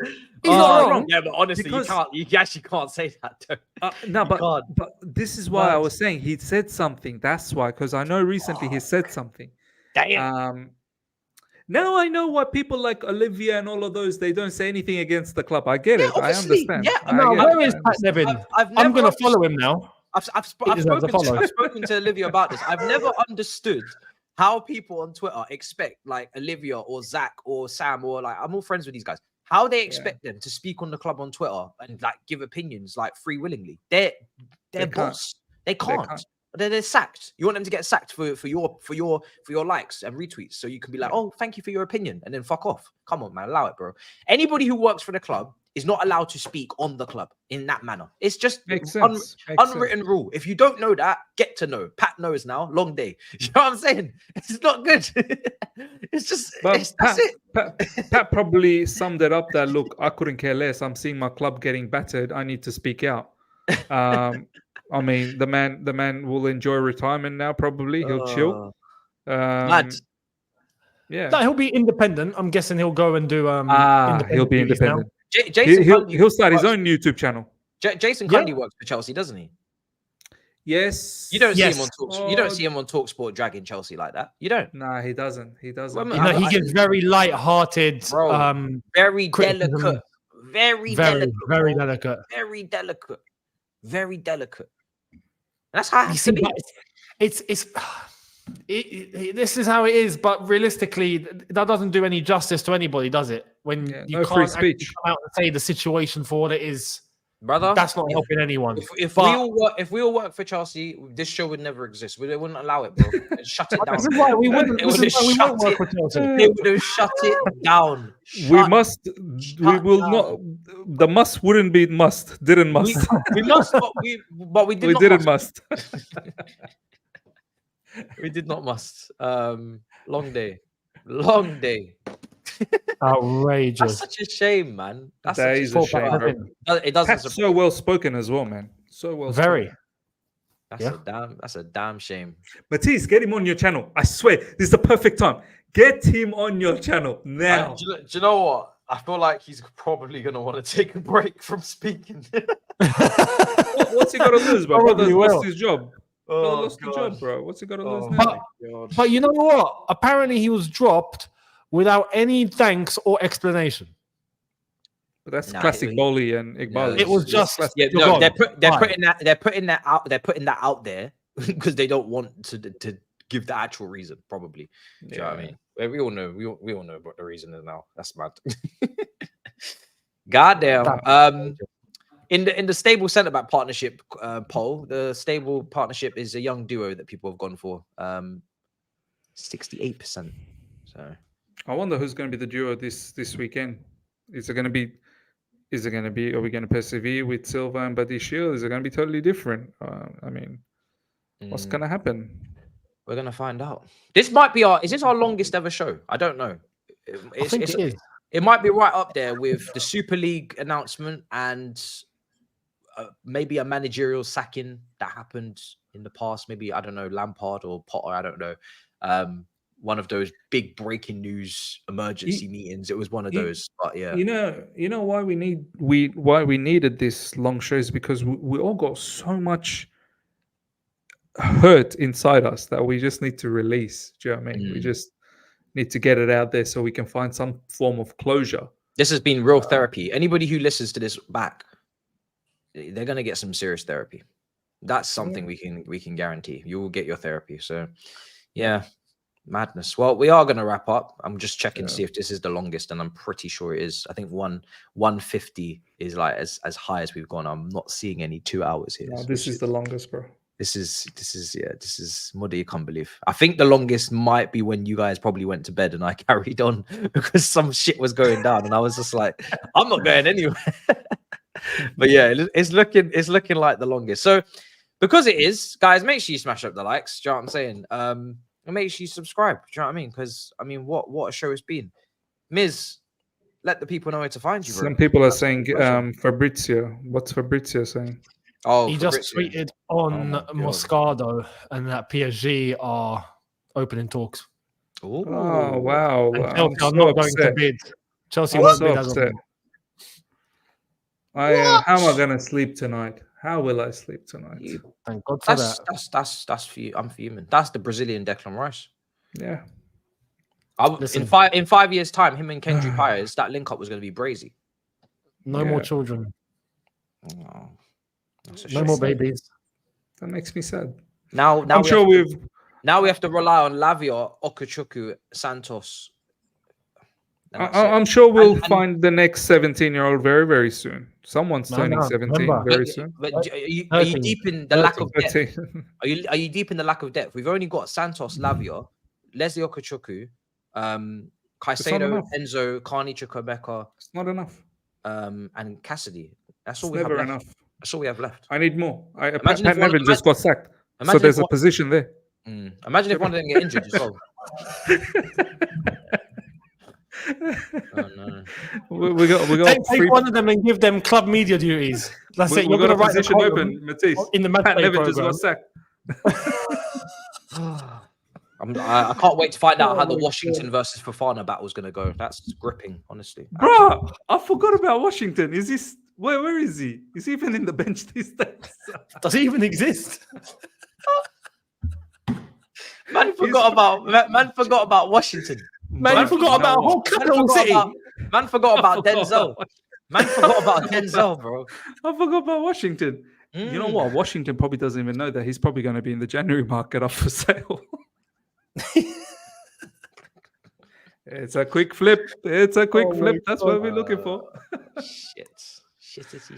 Well, Biz, let the people know where to find you, bro. It's been an absolute pleasure. Don't find me, bro. Don't find me. Oh, no. Don't find me. The other side of the coin, man, I am so sleepy now. 12:36 a.m. Yeah. What do I do? Yeah, 2 pieces of content. I am. The other side of the coin, man. What do you do? Man doesn't even know what he does on his channel anymore. I forgot, bro. I forgot what I do. He's about to shout at his second channel there. He's all over the shop. Yeah, the other side of the coin, man. Subscribe. That's it. That's all I can say, man. Yeah. Too late. Younes, let the people know. Let them know what's coming up, bro. You can find me on the match day program at Chelsea. Oh God! Writing it up because there's a vacancy there now. No, Younes talks football. I'll give my opinions as I always do. I won't get fired for it. And looking forward to the Brighton game. And in the meantime, we'll just see what happens up until then. So you can catch me there. There you are, guys. You already know what it is. Make sure you go subscribe. Links in the description. And yeah, therapy. It's basically a podcast. So listen on your headphones and cycle away to work or wherever you're going the next few days. What an episode. Yes, I will be doing Champions League watch along later on. So that answers that question. And yeah, that's it. That's all I have to say. Don't go anywhere. In a bit, people. Peace.